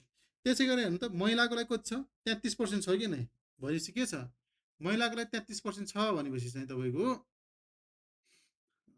महिलाको लागि 33% छ भनेपछि तपाईँको कति हुनुभयो 33% इन्टु 45 भनेपछि कति भयो 33% इन्टु 45 भनेपछि कति भयो भनेपछि तपाईँको 14.85 भयो भनेपछि 14 सिट अहिले खुल्ने भयो 0.85 चाहिँ अर्को वर्षको लागि के छ रहने भयो क्या ओके त्यसै दलितको लागि 6% भयो भनेपछि 6% भने कति हुनुभयो 2.7 भयो खसारेको लागि पनि त्यही भयो 2.7 भयो अनि यो थारूलाई पनि त्यही भयो मधेसीको लागि अलिकति कति हुने भयो भन्ने कुरो भयो होइन मधेसीको लागि 5% भयो भनेपछि 2.25 भयो होइन 2.25 अनि यहाँ पनि 2.25 भयो अनि पछिबाट तपाईँको कति भयो भने अर्को 4% भनेपछि कति भयो 1.8 भयो भनेपछि चाहिँ यदि 100 सिट खुलेको रहेछ भनेपछि तपाईँको कति सिट आदिवासी खुल्ने भयो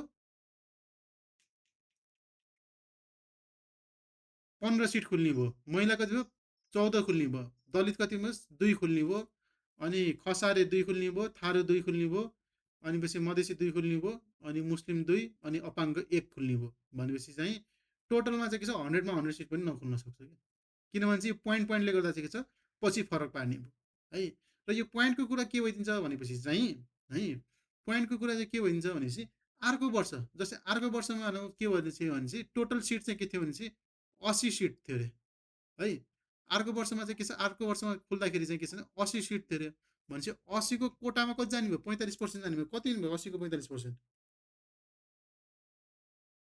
80 इन्टु 45% कति भयो 36 सिट भयो नि 36 सिट भयो अब 36 सिटको होइन 35% गरेपछि कति 12.6 आयो कि नै भनेपछि अर्को वर्षको लागि 12.6 सिट आयो भनेपछि अघिल्लो पालि कति थियो 15 सिट गयो 0.75 सिट बाँकी थियो कि नै भनेपछि अब चाहिँ के छ 12 सिट प्लस 12.6 गर्यो भनेपछि चाहिँ कति हुनुभयो प्लस 0.75 हो नि भनेपछि टोटलमा कति भयो 13.35 हुने भयो कि नै भनेपछि 13 सिट खुल्ने भयो 35.35 चाहिँ के हुने भयो अर्को वर्षको लागि फेरि सिफ्ट हुने भयो कि भनेपछि यसरी चाहिँ के छ भनेपछि लोकसेवाले चाहिँ के छ सिटको क्यालकुलेसन चाहिँ गर्छ है के गर्छ सिटको क्यालकुलेसन चाहिँ गर्छ ओके र यदि इन केस त्यो ठाउँमा चाहिँ के छ भने आदिवासी जनजातिको लागि के छ कोही पनि उम्मेदवार भएन अथवा उम्मेदवार भएर पनि कोही पनि पास भएन भनेपछि त्यो चाहिँ अर्को वर्षको लागि चाहिँ के छ गइदिन्छ भनेपछि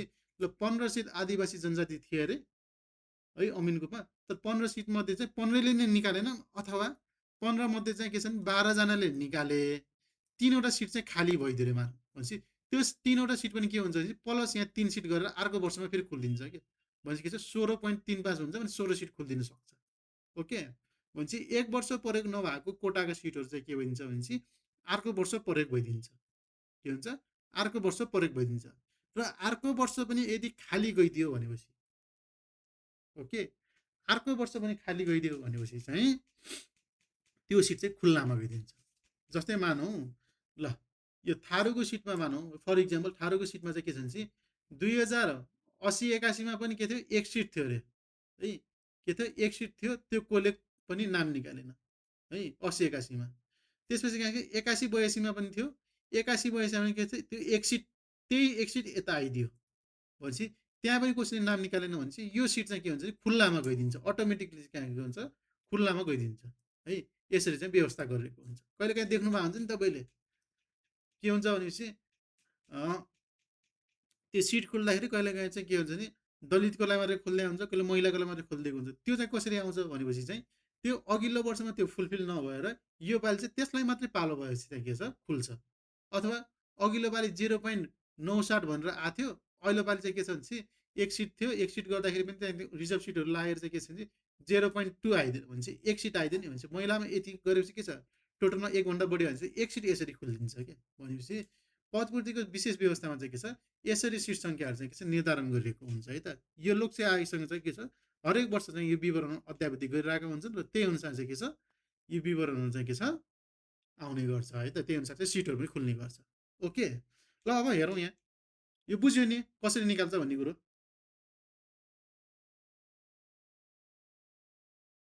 हजुर सर ल ठिक छ है त यसरी नै निस्किन्छ है त ओके ल अब हेरौँ यसमा चाहिँ के छ 45% छ अर्कोमा कति छ 49% छ भनेपछि यो 45% भयो होइन, यो चाहिँ के छ 49% चाहिँ यसरी छुट्टाएको छ,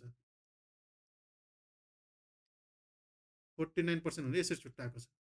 ओके, त्यसै गरी छ अब आदिवासी जनजातिले 35% छुट्टाएको छ। अब आदिवासी जनजातिलाई हेर्नु त 6% मात्रै छुट्टाएको छ मध्य प्रदेशमा। ओके, भनेपछि स्थानीय के अरे प्रदेशले चाहिँ के छ आफ्नो ऐन बनाउन मिल्छ भन्ने अधिकार थियो नि, यहाँ यसरी प्रयोग गरेको छ है। ओके, यो प्रदेशमा फेरि कसैले पनि के छ त्यो गर्न मिल्दैन, फेरि उनीहरूको आफ्नै नियम हुन्छ। त्यसपछि हेर्नु त महिलाको हकमा हेर्नुहोस् त, महिलाको चाहिँ के छ 33% छ, तर मध्य प्रदेशमा हेर्नु त महिलाको लागि छँदै छैन।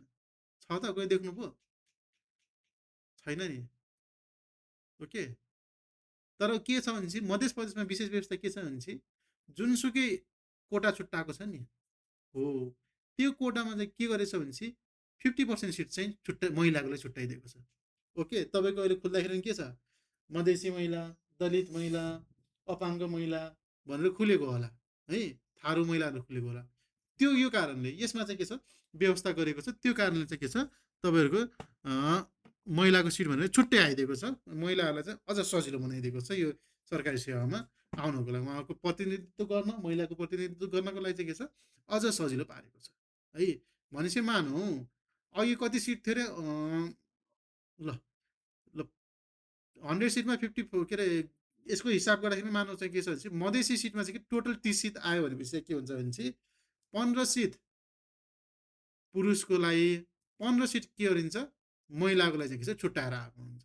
र दलितको लागि चाहिँ के छ 10 सिट छ भने चाहिँ के छ भन्दाखेरि चाहिँ 10 सिट छ भने चाहिँ के गर्ने 5 सिट मेल 5 सिट के छ फिमेललाई छुट्याएर चाहिँ राखिदिएको हुन्छ है त। ओके, यो चाहिँ के छ भने चाहिँ मध्य प्रदेशको चाहिँ के छ निजा के अरे स्थानीय सरकार गठन तथा सञ्चालन ऐनमै लेखेको कुरा है त। ओके, त्यसै गरी हेर्न सक्छ अब दलितको हकमा चाहिँ के छ भने चाहिँ 6% छ कोशी प्रदेशमा, तर चाहिँ के छ भने चाहिँ यो के अरे त्यहीमा मधेसमा चाहिँ 70% छ। मुस्लिमको हकमा के अरे थारूको हकमा 5 छ, यसमा 6 छ होइन। आर्थिक रूपले विपन्न भन्ने खसारे छ, यसमा 4% छ। अनि पछि एउटा मधेसीको हकमा हेर्नु, मधेसमा चाहिँ कोशी प्रदेशमा चाहिँ 5% छ, मध्य प्रदेशमा के छ भने 54%ले चाहिँ के छ छुट्टाएको छ। ओके, के छ 54%ले चाहिँ के छ छुट्टाएको छ। ओके, साथीहरूले बाहिर बाहिरको पनि लिङ्क पठाइराख्नु भएको छ क्या हो, तपाईँहरूले त्यस्तो नगर्नु ल। त्यसै गरी चाहिँ मुस्लिमको हकमा हेर्नु 5% छ, तर यसमा चाहिँ के छ भने मुस्लिमको हकमा चाहिँ के छ 12% छुट्टाएको छ। अनि अपाङ्गको हकमा के छ 4% छ, यहाँ चाहिँ के छ 2% छुट्टाएको छ। भनेपछि प्रदेशले आफ्नो आवश्यकता अनुसार चाहिँ के छ नियम कानुनहरू चाहिँ के छ बनाउन पाउँछ भन्ने कुरो छ है। ओके, के छ नियम कानुनहरू बनाउनु पर्ने छ। त्यसै गरी चाहिँ कर्णाली प्रदेशको पनि छुट्टै छ। कर्णाली प्रदेशको मतलब झन् भन्नुपर्दा चाहिँ दलितको लागि चाहिँ ठाउँै छुट्टाएको छैन है, भनेपछि आफ्नो अनुसार बनाउन सक्छ है। त्यो कारणले यी कुराहरू चाहिँ अब यो विशेष व्यवस्थाको बेलामा चाहिँ जुन प्रदेशमा जान्छ त्यो प्रदेशको बारेमा चाहिँ याद गरेर चाहिँ जानु है। किनभने चाहिँ यो सङ्घीय निजामती सेवा ऐन अनुसार पनि भयो, तपाईँको त्यसमा पनि युज हुन सक्यो होइन। प्रदेशमा गएपछि प्रदेश अनुसारको चाहिँ पढेर जानु होला है। ओके, यो चाहिँ सजेसन भयो। ओके ल, अनि त्यसपछि हेर्नुहोस् यो कोशी प्रदेशको हकमा हेर्नुहोस् उपदफा 1 मा जुनसुकै कुरा लेखेको भए तापनि दफा यस दफा बमोजिम सुविधा बमोजिमको सुविधा एक व्यक्तिले सहायक तह र अधिकृत तह सेवा अवधिमा एक पटक लिन पाउनेछ भन्ने कुरो छ। जस्तै मानौँ तपाईँहरू ल मानौँ कोही ब्याचलर पढेको मान्छे हुनुहुन्छ अरे, अथवा कदम पछि तपाईँले ब्याचलर पनि गर्नु नै भयो अरे नापिकको फिल्मै भनेपछि, अथवा अरू फिल्ममा पनि गर्न सक्नुभयो भनेपछि तपाईँले अहिले अमिनको केसमा चाहिँ के छ एकचोटि कोटा प्रयोग गरेर तपाईँले चाहिँ के छ नाम निकाल्नुभयो है। ओके, र तपाईँले चाहिँ के छ भनेपछि सर्वेक्षकको हकमा चाहिँ के छ भन्दाखेरि चाहिँ तपाईँले कोटा प्रयोग गरेर है, कोटा प्रयोग गरेर चाहिँ के छ सर्वेक्षकमा नाम निकाल्न चाहिँ पाइँदैन। किनभने सहायक तहको भयो नि त, अमिन र सर्वेक्षक के छ सहायक तहको भयो भनेपछि चाहिँ त्यो तहकोमा चाहिँ के छ भन्दाखेरि चाहिँ तपाईँले अमिन सर्वेक्षक मध्ये चाहिँ के छ भने चाहिँ एकचोटि मात्रै के छ है, के छ भने चाहिँ एकचोटि मात्र चाहिँ के छ त्यो सेवा लिन पाउनुभयो, त्यो सुविधा लिन पाउनुभयो। ओके, र के छ भने चाहिँ अफिसर हकमा पनि के छ एकचोटि मात्रै पाउनुभयो। जस्तै के छ भने चाहिँ तपाईँले अमिनको हकमा चाहिँ कोटा प्रयोग गरेर खानुभयो जागिर, मधेसी कोटा जेसुकै कोटा खानुभयो अरे होइन। सर्वेक्षकको हकमा चाहिँ तपाईँले पाउनु नै भएन, पाउनु नै भयो त भएन नि, समान के सहायक तहमा भयो त्यसमा पाउनु नि भएन। तर चाहिँ के छ भने नापी अधिकृतको इक्जाम दिनु पऱ्यो तपाईँले है। ओके के छ नापी अधिकृतमा दिनुहुन्छ भनेपछि चाहिँ के छ भन्दाखेरि तपाईँले फेरि कोटा प्रयोग गर्न पाउनुभयो भने सहायक तहको त भएन, यो त अधिकृत तह भयो नि त। सहायक तहमा एकचोटि अनि अधिकृत तहमा पनि के छ एकचोटि गरेर चाहिँ के छ तपाईँले कोटा प्रयोग गर्न पाउनुहुने भयो भनेर लेखेको छ। अथवा विशेष व्यवस्था चाहिँ लिन पाउनुहुने भयो है। ओके नापी अधिकृतमा नगरेर मैले उपसचिवकोमा लिन्छु भन्नु पनि पायो फेरि है। त्यसरी चाहिँ के छ कोटाहरू चाहिँ छुट्याएको छ। अब यो विभिन्न प्रदेश अनुसार छुट्टा छुट्टै हुन्छ। अब मैले यो सुदूरपश्चिमको हेर्न त हेरेको छैन, तर सुने अनुसार चाहिँ के छ भने चाहिँ त्यसमा कोटा प्रयोग गरेर एकचोटि मात्रै इक्जाम दिन पाइन्छ, त्यसपछि चाहिँ इक्जाम दिन पाइँदैन भन्ने चाहिँ मैले सुनेको थिएँ। एकचोटि हेरेर चाहिँ भेरिफाई गर्नुपर्छ, तपाईँहरू पनि गर्नु। ओके यो चाहिँ अब कोशी प्रदेशमा छुट व्यवस्था गरेको एउटा व्यवस्था थियो। त्यसै गरी चाहिँ हेर्नुहोस् त यो चाहिँ मध्य प्रदेशकोमा थियो है त। यो चाहिँ मध्य प्रदेशको हकमा। ओके मध्य प्रदेशको हकमा हेर्नु त माथिको खण्डहरूमा उल्लेखित प्रत्येक समूहमा 50% पद सम्बन्धित समूहका महिलाका लागि छुट्याएको भनेछ। जस्तै अघि भने मधेसको हकमा चाहिँ के छ, मधेसीको हकमा चाहिँ के छ भन्दाखेरि चाहिँ टोटल 30 सिट खुल्यो भनेपछि चाहिँ के हुन्छ त्यसमा चाहिँ 15 सिट महिला होइन, अनि 15 सिट चाहिँ के छ पुरुषको लागि चाहिँ के छ छुट्याउनै पर्छ। के छ 15 सिट महिला 15 सिट चाहिँ के छ पुरुषको लागि छुट्याउनु पर्छ भन्ने कुरो छ। भनेपछि 50% सिट चाहिँ के छ महिलाको लागि छुट्टिने भयो। ओके अझ भन्नुपर्दा त के छ भने पुरुषको लागि छुट्याउँदा पनि के छ भने यदि महिलाले यो पुरुषको लागि देखिएता भयो भने है, अब भन्न त पुरुषको लागि भन्ने त भयो भने यदि महिलाले राम्रो अङ्कले जस्तै मानव 30 सिट भयो अरे है, तपाईँको फेरि रिजर्भेसनको सिट त्यस्तो हुन्छ अरे के भइदियो भने 30 सिट भइदियो अरे। 30 सिटमा चाहिँ के छ भन्दाखेरि चाहिँ 17 जनाले महिला नाम निकाल्दे होइन। 17 जनामा चाहिँ ऱ्याङ्किङ गर्दाखेरि चाहिँ के छ भन्दाखेरि चाहिँ 10 जना चाहिँ के छ महिलाहरू चाहिँ के छ पुरुषलाई टक्कर दिएर गयो भनेपछि चाहिँ के हुन्छ भनेपछि पुरुषले चाहिँ के छ 15 सिटमा के छ 10 जना महिला छन् भनेपछि चाहिँ अरू चाहिँ के हुने भयो पुरुष हुने भयो भनेर चाहिँ हुनसक्छ है। भनेपछि 15 सिट छ भने चाहिँ महिलाको लागि 15 सिट मात्रै हुन्छ भन्ने छैन क्या है। महिला चाहिँ के छ भनेपछि यो 15 सिटभन्दा बाहिर चाहिँ के छ खुल्ला सर पनि हुने भयो है। ओके महिला पुरुष भन्दा पनि महिला र खुल्ला भन्ने चाहिँ तपाईँले बुझ्नुहोस् है। ओके भनेपछि महिलाले के छ राम्रो मार्क्स ल्यायो भने चाहिँ खुल्लातिर पनि जान सक्यो है। अझ त्यो खुल्लादेखि पनि के छ ओपन खुल्लामा पनि जान सक्छ। कहिले काहीँ तपाईँले देख्नुभयो होला नि लोकसेवामा मधेसी कोटामा पनि निकाले हुन्छ खुल्लामा निकाले हुन्छ। त्यसले मधेसी कोटा प्रयोग नगरेर खुल्लामा गइन्छ, त्यसको मार्क्स राम्रो भयो भने अनि खुल्लाकोले चाहिँ के हुन्छ सिट नपाउनु पनि सक्छ। अनि त्यस्तो व्यवस्था पनि हुन्छ है त। ओके ल बुझ्यो यहाँ यसको बारेमा यी नम्बरहरू याद गर्नुलाई। अरू त त्यो व्यवस्थाहरूको बारेमा कुरा भयो होइन, ती कुरा त पछि अब आफ्नो ज्ञानको लागि प्रयोग गर्न सक्यो है त। ओके ल अब सरुवा र कास सम्बन्धी छ। अब कास खटाउने अधिकारी चाहिँ अब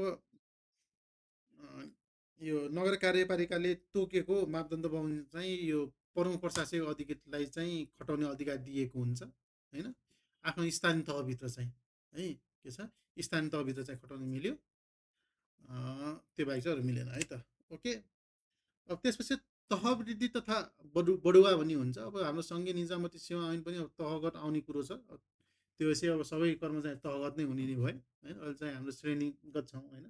राजपत्रे तृतीय श्रेणी द्वितीय श्रेणी भनेर छ होइन। अझ तपाईँ राजपत्र अनङ्कित द्वितीय श्रेणी भनेर अमिनलाई भनिन्छ भने चाहिँ राजपत्राङ्कित प्रथम श्रेणी भनेर चाहिँ सर्वेक्षक बुझिन्छ। त्यो त चाहिँ छुट्टै। अब यो स्थानीय सरकारमा चाहिँ स्थानीय सरकारी सेवामा चाहिँ के छ भने तपाईँको चाहिँ तहगत हुन्छ। अब तहगतको यो वृद्धि र बढुवाको कुराहरू छ। अब यो आफ्नै छ सबैको होइन, के कोलाई कतिको चाहिन्छ भन्ने कुरो छ है। ओके ओके अब यो ज्येष्ठता भनेको के हो भन्ने कुरो अहिले फेरि हामी पनि हेर्छौँ। अब यसमा ऐन बमोजिम हेरौँ है त। यस ऐन बमोजिम तह वृद्धि वा बढुवा परियोजनाको लागि स्थानीय तहमा समायोजन भएका कर्मचारी है। स्थानीय तहमा समायोजन भने समायोजनको डिफिनेसनमा सुरुमा भने नि त्यो अनुसार चाहिँ के छ भन्दाखेरि चाहिँ स्थानीय तहमा समायोजन भएका कर्मचारीको ज्येष्ठता गराएको थियो। ज्येष्ठता भनेको चाहिँ सिनियरिटी है। कुन चाहिँ सिनियर छ भन्दाखेरि चाहिँ खोज्दाखेरि चाहिँ तह वृद्धि भएको वा नभएको दुवै अवस्थामा है, दुवै अवस्थामा समायोजन हुँदाको तत्काल अघिको है, समायोजन हुनुभन्दा अगाडिको है। कोही चाहिँ के छन् अमिनदेखि अमिनेस समायोजन पनि हुनसक्छ, कोही चाहिँ अमिनमा अवधि पुगेर सर्वेक्षकमा समायोजन पनि हुनसक्छ होइन। त्यस्तो केसमा चाहिँ तत्काल अघिको सेवा समूहको पदमा स्थायी नियुक्ति पाएको मितिबाट कायम हुने गरी सेवा अवधि गणना गरिन्छ भन्ने कुरो छ। भनेपछि यो समायोजन हुनुभन्दा अगाडि चाहिँ त्यो कुन पदमा कुन मितिदेखि काम गरेको थियो त्यहाँदेखि चाहिँ उसको चाहिँ के छ सिनियरिटी चाहिँ के छ डिफाइन हुन्छ भन्ने कुरो छ। अब यो लोकसेवाको हकमा त्यति नपर्ला, त्यसमा धेरै पढाएन है त। ओके ल यो पनि हेर्नु ल एकचोटि होइन, बढुवाको हकमा पनि अब यो हेर्नु ल होइन के कति हुन्छ भनेर एकचोटि आफै कम्पेयर गरेर हेर्नु है त। ओके ल यो सामान्य कुरो चाहिँ के कति अवधि के कति त्यो भन्ने कुरो छ। एकचोटि सबै बुझाउन पनि त्यति आवश्यक नपर्ला तपाईँले, किनभने यो बुझिहाल्नुहुन्छ, एकचोटि अध्ययन गर्नु नै पर्छ तपाईँले। ओके अझ सक्नुहुन्छ भने चाहिँ पुरै ऐनै पढ्नु है त, तपाईँले पुरै ऐनै पढ्नु। ओके ल बढुवाको लागि सम्भाव्य उम्मेदवार हुन नपाउने र तहवृद्धि रोक्का हुने अवस्थाहरू के छ भन्ने कुरो छ भन्ने कुरो छ। यस ऐनमा अन्य जुनसुकै कुरा लेखेको भए तापनि स्थानीय तहको कर्मचारी देहायको अवस्थामा देहायको अवधि भर बढुवाको लागि होइन बढुवाको लागि सम्भाव्य उम्मेदवार हुन पाउने छैन र उक्त अवधिमा निजको तहवृद्धि समेत रोक्का गरिनेछ भनेर लेखेको छ। त्यो भनेको चाहिँ के हो भन्दाखेरि चाहिँ कस्तो अवस्थामा चाहिँ ऊ चाहिँ बढुवाको लागि चाहिँ के छ, बढुवाको लागि चाहिँ के छ भन्दाखेरि चाहिँ योग्य हुँदैन भन्ने कुरो हो कि है। यो मध्य प्रदेश र कोशी प्रदेशमा सेमै छ, त्यो कारणले मैले चाहिँ के छ भनेदेखि चाहिँ एउटै लेखिदिएको छु है त, कम्पेयर गरेको छैन। निलम्बन भएकोमा निलम्बन भएको अवधिभर चाहिँ के छ ऊ चाहिँ बढुवा हुँदैन। ओके त्यसपछि तहवृद्धि वा बढुवा रोक्का भएकोमा तहवृद्धि वा बढुवा रोक्का भएको अवधिभर हुन्छ। कहिले काहीँ चाहिँ उसलाई चाहिँ के हुन्छ भने चाहिँ उसलाई चाहिँ के हुन्छ भनेपछि चाहिँ कारबाही गरेको हुन्छ विभागले अथवा स्थानीय तहले होइन। सङ्घीय कर्मचारीको हकमा चाहिँ विभागले गर्न सक्छ होइन, तहवृद्धि रोक्का अथवा बढुवा रोक्का होइन, नभए चाहिँ तपाईँको स्थानीय तहले रोक्न सक्छ त्यो स्थानीय तहको कर्मचारी भएपछि। त्यस्तो हकमा पनि के छ भन्दाखेरि चाहिँ बढुवा हुन पाउँदैन। त्यसपछि तलब वृद्धि रोक्का भएकोमा तलब वृद्धि रोक्का भएको अवधिभर भनेको छ। त्यस्तो हकमा चाहिँ के छ तपाईँको ग्रेड भन्ने त पढ्नु भयो होला नि है। ओके ग्रेड छ भनेपछि एउटा अफिसरको जागिरको स्टार्टिङमा स्यालेरी चाहिँ के छ भने चाहिँ 43,689 भन्ने उसको स्यालेरी स्केल हुन्छ। भनेपछि चाहिँ उसले फर्स्ट इयरमा है, फर्स्ट इयरमा यति हुन्छ, सेकेन्ड इयरमा चाहिँ के छ भने त्यो अफिसरले चाहिँ के हुन्छ भनेपछि 1 ग्रेड बढी पाउँछ। त्यो 1 ग्रेड भनेको चाहिँ कति हो भनेपछि 43,689 डिभाइड बाई 30 हुन्छ। भनेपछि एक दिनको स्यालेरी चाहिँ के छ भनेपछि ऊ 1 वर्ष भएपछि के छ 1 दिनको स्यालेरी एक्स्ट्रा पाउँछ कि हो, त्यही नै ग्रेड भनेको। त्यो ग्रेड पनि रोक्का भएको हकमा चाहिँ उसले चाहिँ के छ बढुवाको लागि चाहिँ निवेदन दिन पाउँदैन अथवा बढुवा रोक्का हुन्छ, बढुवालाई चाहिँ उम्मेदवार हुन पाउँदैन भन्ने कुरो छ। त्यसै गरी चाहिँ दफा 41 बमोजिम सेवा वा समूह परिवर्तन गरेको कर्मचारी भए त्यसरी सेवा र समूह परिवर्तन भएको 3 वर्षको अवधिभर भनेपछि पाउँदैन। जस्तै के हुन्छ भने निजामती सेवा अबमा पनि के छ भन्दाखेरि चाहिँ तपाईँको स्थानीय सरकार सेवामा पनि के छ भन्दाखेरि चाहिँ यो तपाईँको सेवा चाहिँ परिवर्तन गर्न मिल्छ।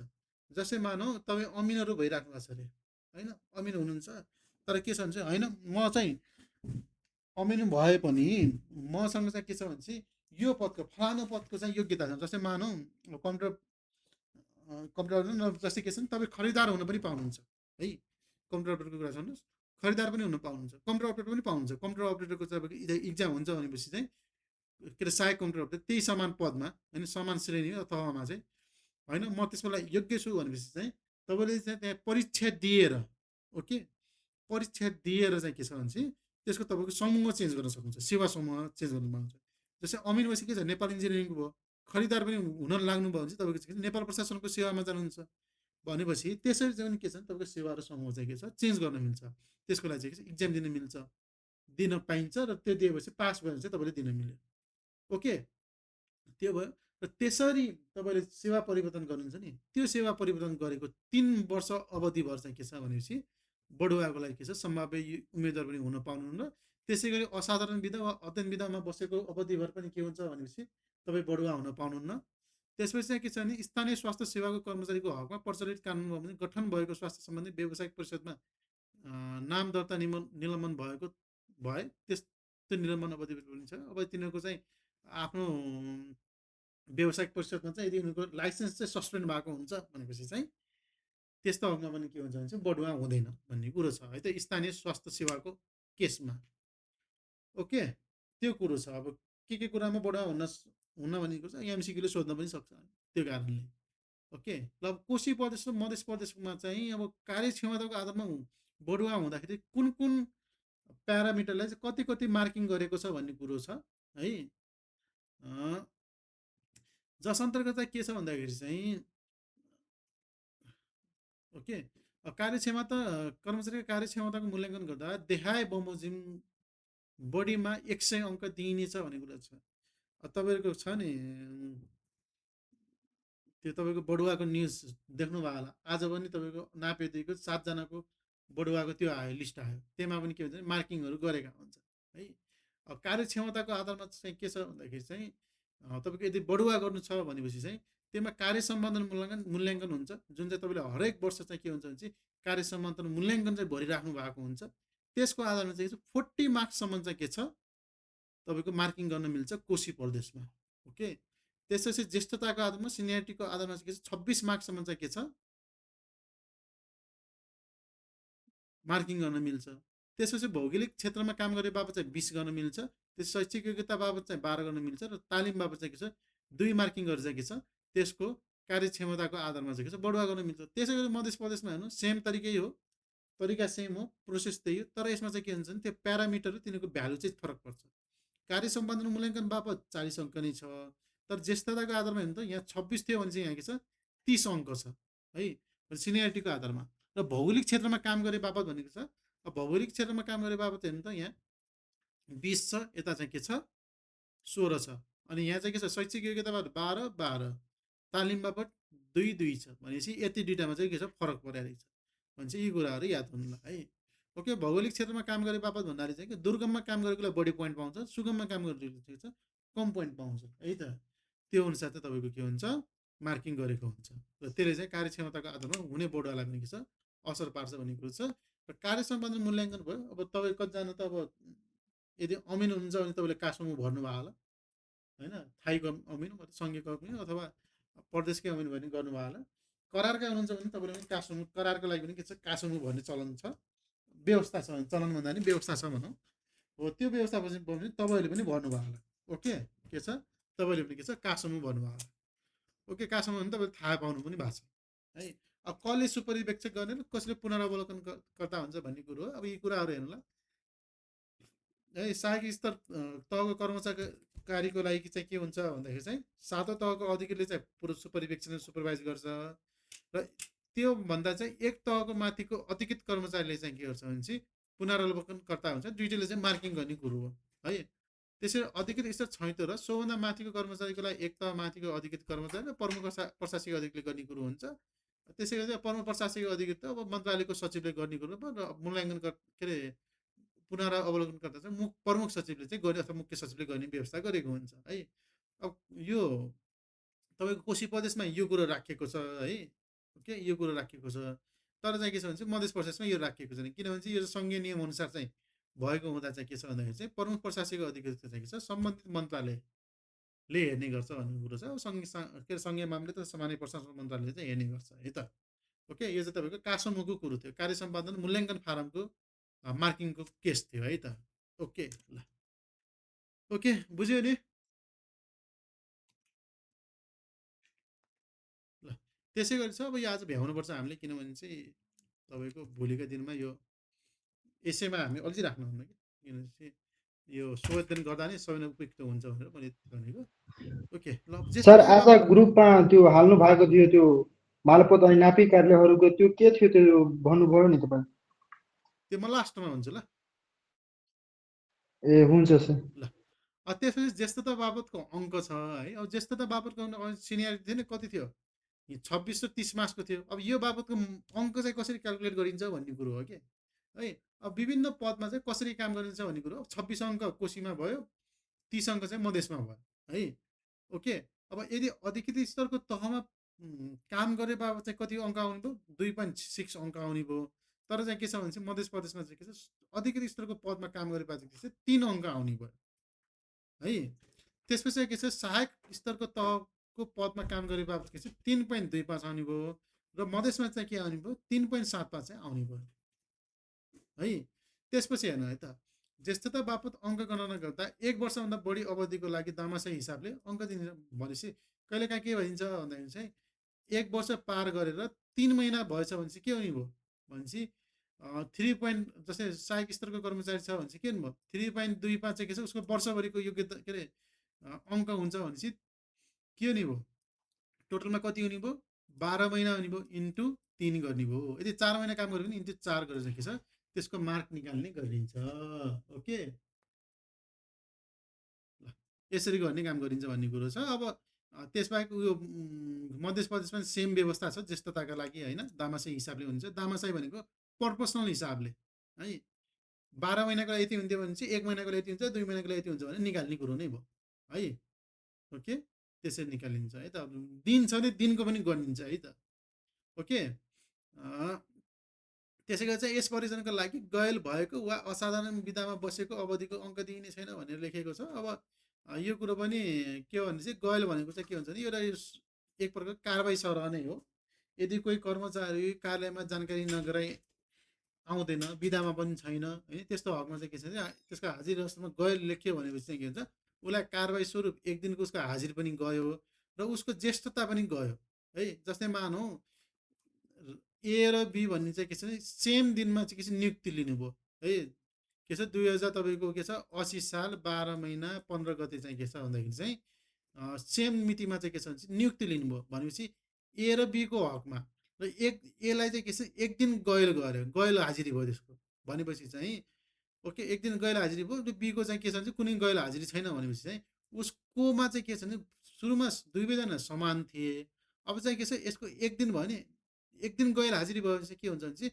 यसको हाजिरी चाहिँ के हुन्छ भने चाहिँ 2015 के अरे 80 12 15 गते जसो नभएर 2080 12 16 गतेको सरह भइदिन्छ कि भनेपछि योभन्दा एक दिनले चाहिँ के छ जुनियर भइदियो कि त्यो कारबाही भयो है गैल भनेको के छ गैल भनेको यसरी जुनियर भइदिन्छ है यो पनि कारबाही भयो र गैल भएको केसमा चाहिँ के छ भने चाहिँ यो ज्येष्ठतामा यो पनि जोडिँदैन है गैलको कसैलाई तपाईँलाई कारबाही गर्यो भने चाहिँ गैल हाजिरी हाल्यो भने चाहिँ तपाईँ चाहिँ के छ जुनियर भइदिनुहुन्छ त्यो चाहिँ के छ तपाईँले काम गरेको सरह हुँदैन तपाईँको यो के अरे कार्य दिनमा पनि जोडिँदैन है त्यसरी असाधारण विधा हुन्छ असाधारण विधामा अलि हेर्छौँ है त्यो विधा लियो भने पनि के हुन्छ तपाईँको चाहिँ के छ त्यो अवधि अङ्क जोडिँदैन ओके त्यो कुरो छ र त्यसै गरी भौगोलिक क्षेत्रमा काम गरेको बापत छ अब कोशी प्रदेश र मध्य प्रदेशमा छ अब मध्य प्रदेशमा 4 राख्नुको कारण पनि किन भने मध्य प्रदेशमा चाहिँ अब त्यसो भौगोलिक क्षेत्र चाहिँ दुर्गम त्यस्तो धेरै छैन त्यहाँ 4 राखेको होला तर मध्य के अरे कोशी प्रदेशमा चाहिँ के छ भने माथि माथि तेह्रथुमतिर त्यता त्यता ताप्लेजुङतिर चाहिँ के छ भन्दाखेरि चाहिँ अलिकति बढी कष्टपूर्ण छ नि त्यो कारणले चाहिँ के छ 5 राखेको छ अनि अरू त लगभग ख वर्ग भनेको 3.5 भयो अनि पछिबाट गमा चाहिँ 2.5 3 भयो र घमा 2 र 2.5 भनेर यसरी राखेको छ र यो क ख ग घ वर्ग चाहिँ एकचोटि तपाईँको यो नेपाल सरकारले चाहिँ कुन पालिका कमा पर्छ कुन पालिका खमा कुन पालिका घमा पर्छ भनेर ग घमा पर्छ भनेर चाहिँ निकालेको हो त्यसैको आधारमा चाहिँ के छ हुने गर्छ है त यो क अन्तर्गत चाहिँ कुन पालिका पर्छ ख अन्तर्गत चाहिँ कुन पालिका पर्छ भन्ने कुरो छ त्यो अनुसार गर्छ त्यो चाहिँ पालिकाको पूर्ण रूपमा पालिका हुन्छ तर जिल्लाको हकमा चाहिँ के छ भने जिल्लाकै क ख ग हुन्छ तर स्थानीय तहहरूको हकमा चाहिँ पालिका अन्तर्गत चाहिँ हुने गर्छ भन्ने सर यो क चाहिँ अति दुर्गम हो हजुर अति दुर्गम हो क चाहिँ ओके अनि यो तर यसको बारे एकचोटि भनिदिनु न यो क ख ग वर्गको जुन यो छ यसलाई पनि अब यो क ख ग भनेपछि भौगोलिक क्षेत्र विभाजन हो होइन तपाईँले के भन्नुहुन्छ भौगोलिक क्षेत्र दुर्गमलाई चाहिँ के छ भने बढी मार्क अङ्क दिने गरी गरिन्छ र सुगम क्षेत्र छ नि त्यसलाई चाहिँ कम अङ्क दिने गरिन्छ अब यो निजामती ऐन अनुसार चाहिँ के छ भने दुर्गम कार्यालयहरू जुन चाहिँ रसुवाहरू जिल्लाहरू होइन बाजुरा जिल्ला होइन हुम्ला डोल्पा यिनीहरूलाई क वर्गमा राख्ने गरिन्छ है जसको गर्दाखेरि चाहिँ के हुन्छ भने चाहिँ त्यो कर्मचारीले त्यहाँ काम गरे बापत चाहिँ के छ अङ्क पाउने गर्छ जस्तै के छ भन्दाखेरि चाहिँ यदि कोही मान्छे यदि कोही मान्छे होइन कोही स्थानीय तहमा काम गर्ने मान्छे बाजुरा जिल्लाको तपाईँको हिमाली गाउँपालिकामा काम गरेको छ त्यो क वर्गको गाउँपालिका हो स्थानीय तह भनेपछि त्यहाँ 1 वर्ष काम गर्यो भने के हुने भयो 5 अङ्क उसले पाउने भयो ओके 5 अङ्क पाउनु भयो र 2 वर्ष 3 वर्ष काम गर्यो भने के छ 15 अङ्क उसले पाउने हो भनेपछि हाम्रो यहाँ हेर्नुहोस् त बढुवाको लागि भौगोलिक क्षेत्र बापत काम गरेकोमा के छ मध्य प्रदेशको हकमा 16 अङ्क छ र कोशी प्रदेशको अङ्कमा के छ 20% छ भनेपछि सुदूरपश्चिममा त्यसै गरी छ भनेपछि त्यो अङ्कहरू चाहिँ त्यहाँ गएर जोडिने गर्छ के है त्यसै ख वर्गको भयो ख वर्ग भनेपछि बाजुराको बढी मालिका नगरपालिका हुनसक्छ अलिकति सुगम होइन त्यो भयो अब ग वर्ग भनेपछि अब तपाईँको ल डडेलधुराको अमरगढी नगरपालिका भयो, घ भनेपछि काठमाडौँ जस्ता भए होइन। भनेपछि यसरी चाहिँ के छ क्याटेगोराइज गरेको हुन्छ, नेपाल सरकारले पब्लिस गरेको छ, एकचोटि खोजेर हेर्नु होला है। त्यो अनुसार चाहिँ के छ नम्बरिङ गर्ने गरिन्छ कर्मचारीलाई है। ओके, त्यो कारणले हुन्छ नि दुर्गम कटाउन जाँदैछु भन्छ नि कर्मचारीले, त्यहाँ चाहिँ त्यो अनुसारको मार्किङ पाउँछ कि त्यो चाहिँ उसको चाहिँ बढुवा छिटो हुने सम्भावना हुन्छ। ओके, त्यही कुरो नै हो। ओके, त्यो छ। त्यसपछि अब तपाईँको निलम्बन भएमा पाउने तलबको व्यवस्था गरिएको छ। अब मैले यहाँ म तपाईँलाई भनिरहेको छु, पुरै मैले यहाँ लिन सकेन किनभने समय पनि कम हुन्छ। अब यो तपाईँले एकचोटि ऐन पढ्नुहुन्छ भने मजाले पढ्नुहुन्छ भने चाहिँ लगभग आधी दिनमा तपाईँले बिहानदेखि भने चाहिँ दिउँसो 12 बजीसम्म चाहिँ मजाले भ्याउनुहुन्छ है। कति कुरा तपाईँले पढ्न पनि पर्दैन होइन, कति कुरा पढेपछि पनि बुझ्न अलिकति समय लाग्यो भने बुझ्न सकिहालिन्छ। त्यो गर्दाखेरि तपाईँले एक दिनसम्म लाग्न सक्छ होइन। त्यस्तो केसमा चाहिँ पढ्नु होला, तपाईँले ऐन नै पढ्नु होला मेरो तर्फमा, यो नोट भन्दा पनि। ओके, अब निलम्बन भएमा पाउने तलबको कुरामा छ है। तपाईँले कति सुन्नुभएको छ नि को कर्मचारी निलम्बनमा पर्यो भनेर चाहिँ न्युजहरू आएको हुन्छ। त्यस्तो हकमा चाहिँ उसले के कति तलब पाउँछ भन्ने कुरो नै यही हो है। कुनै कर्मचारी सरकारी कामको सम्बन्ध वा स्थानीय सरकारको तर्फबाट भएको कारबाहीको फलस्वरूप निलम्बन भएमा सो निलम्बन अवधिभरि है, सो निलम्बन अवधिभरि निजले आफ्नो तलबको आधा रकम पाउनेछ भनेको छ। भनेपछि उसको चाहिँ 32,702 रुपियाँ तलब छ भनेपछि उसको डिभाइड बाई 2 गरेर चाहिँ उसले चाहिँ तलब पाउनु निलम्बन भएको अवधिमा है। तर निजले सफाइ पाएमा निलम्बन रहेको अवधिमा आधा तलब पाएको भए सो कट्टा गरी बाँकी र नपाएको भए पुरै तलब चाहिँ के छ पाउने छ भनेर लेखेको छ। र तलब वृद्धि हुने भएमा सो समेत पाउने छ भनेर चाहिँ लेखेको छ। जस्तै के छ भन्दाखेरि चाहिँ उसले चाहिँ 34,702 को चाहिँ के छ भन्दाखेरि चाहिँ मानौँ 34,702 रुपियाँ उसको तलब भयो अरे, डिभाइड बाई 2 भनेपछि 17,000 निलम्बन भयो भने उसले कारबाही भयो होइन। भनेपछि उसले चाहिँ के छ भने त्यसको आधी तलब 17,351 रुपियाँ चाहिँ पाइरहेको छ है। उसको चाहिँ त्यो मुद्दामा चाहिँ निर्णय नहुँदासम्म है। ओके, के छ मुद्दामा निर्णय हुँदासम्म के छ ल मानव उसले 2 महिनाको चाहिँ के छ भने चाहिँ निलम्बन परेर 2 महिनाको तलब चाहिँ के छ भने उसले 34,702 रुपियाँ पायो अरे 2 महिनाको। ओके, र त्यसको चाहिँ के भन्छ पछि आएर चाहिँ के छ उसले सफाइ पायो, यो चाहिँ निर्दोष रहेछ, यसको चाहिँ के छ कुनै कानुन सम्बद्ध गलत काम गरेको छैन भनेपछि उसले सफाइ पायो भनेपछि चाहिँ के हुन्छ भन्दाखेरि चाहिँ उसले चाहिँ बाँकी तलब हुन्छ नि। भनेपछि के छ 17,351 पाएको थियो भने फेरि 17,351 चाहिँ के छ 2 महिनाको फेरि के छ थप गरेर पाउने भयो भनेपछि एकमुष्ट तलब चाहिँ के छ पाउने भयो पछि। यदि उसले आधी महिनाको लिएको छ भनेपछि यदि उसले तलबै लिन्छ भने जति बाँकी छ उति तलब चाहिँ पाउने भयो कि। सही, निलम्बन भनेको चाहिँ पुरै अफिसै जान नपाउने, काम गर्नै नपाउने हो यो के हो? उसलाई कारबाही स्वरूप मुद्दा सुद्धा लाग्यो भने चाहिँ कारबाही हुन्छ। त्यो कारबाहीमा चाहिँ अब अनुसन्धान हुन्छ, मुद्दा हुन्छ, आफ्नो बहस हुन्छ, बहस भैरवी हुन्छ, सबै भएपछि चाहिँ यदि ऊ निर्दोष साबित भयो भने ऊ कार्यालयमा फर्किन्छ र उसले चाहिँ के हुन्छ भने आफ्नो पुनर्बहाली हुन्छ र पुनर्बहाली भएपछि उसले कहिलेदेखि तलब पाउनु छोडेको थियो त्यो तलब यदि लिएको छ भने आधी लिएको पाउँछ, आधी पाउँछ है गुजारा गर्नको लागि।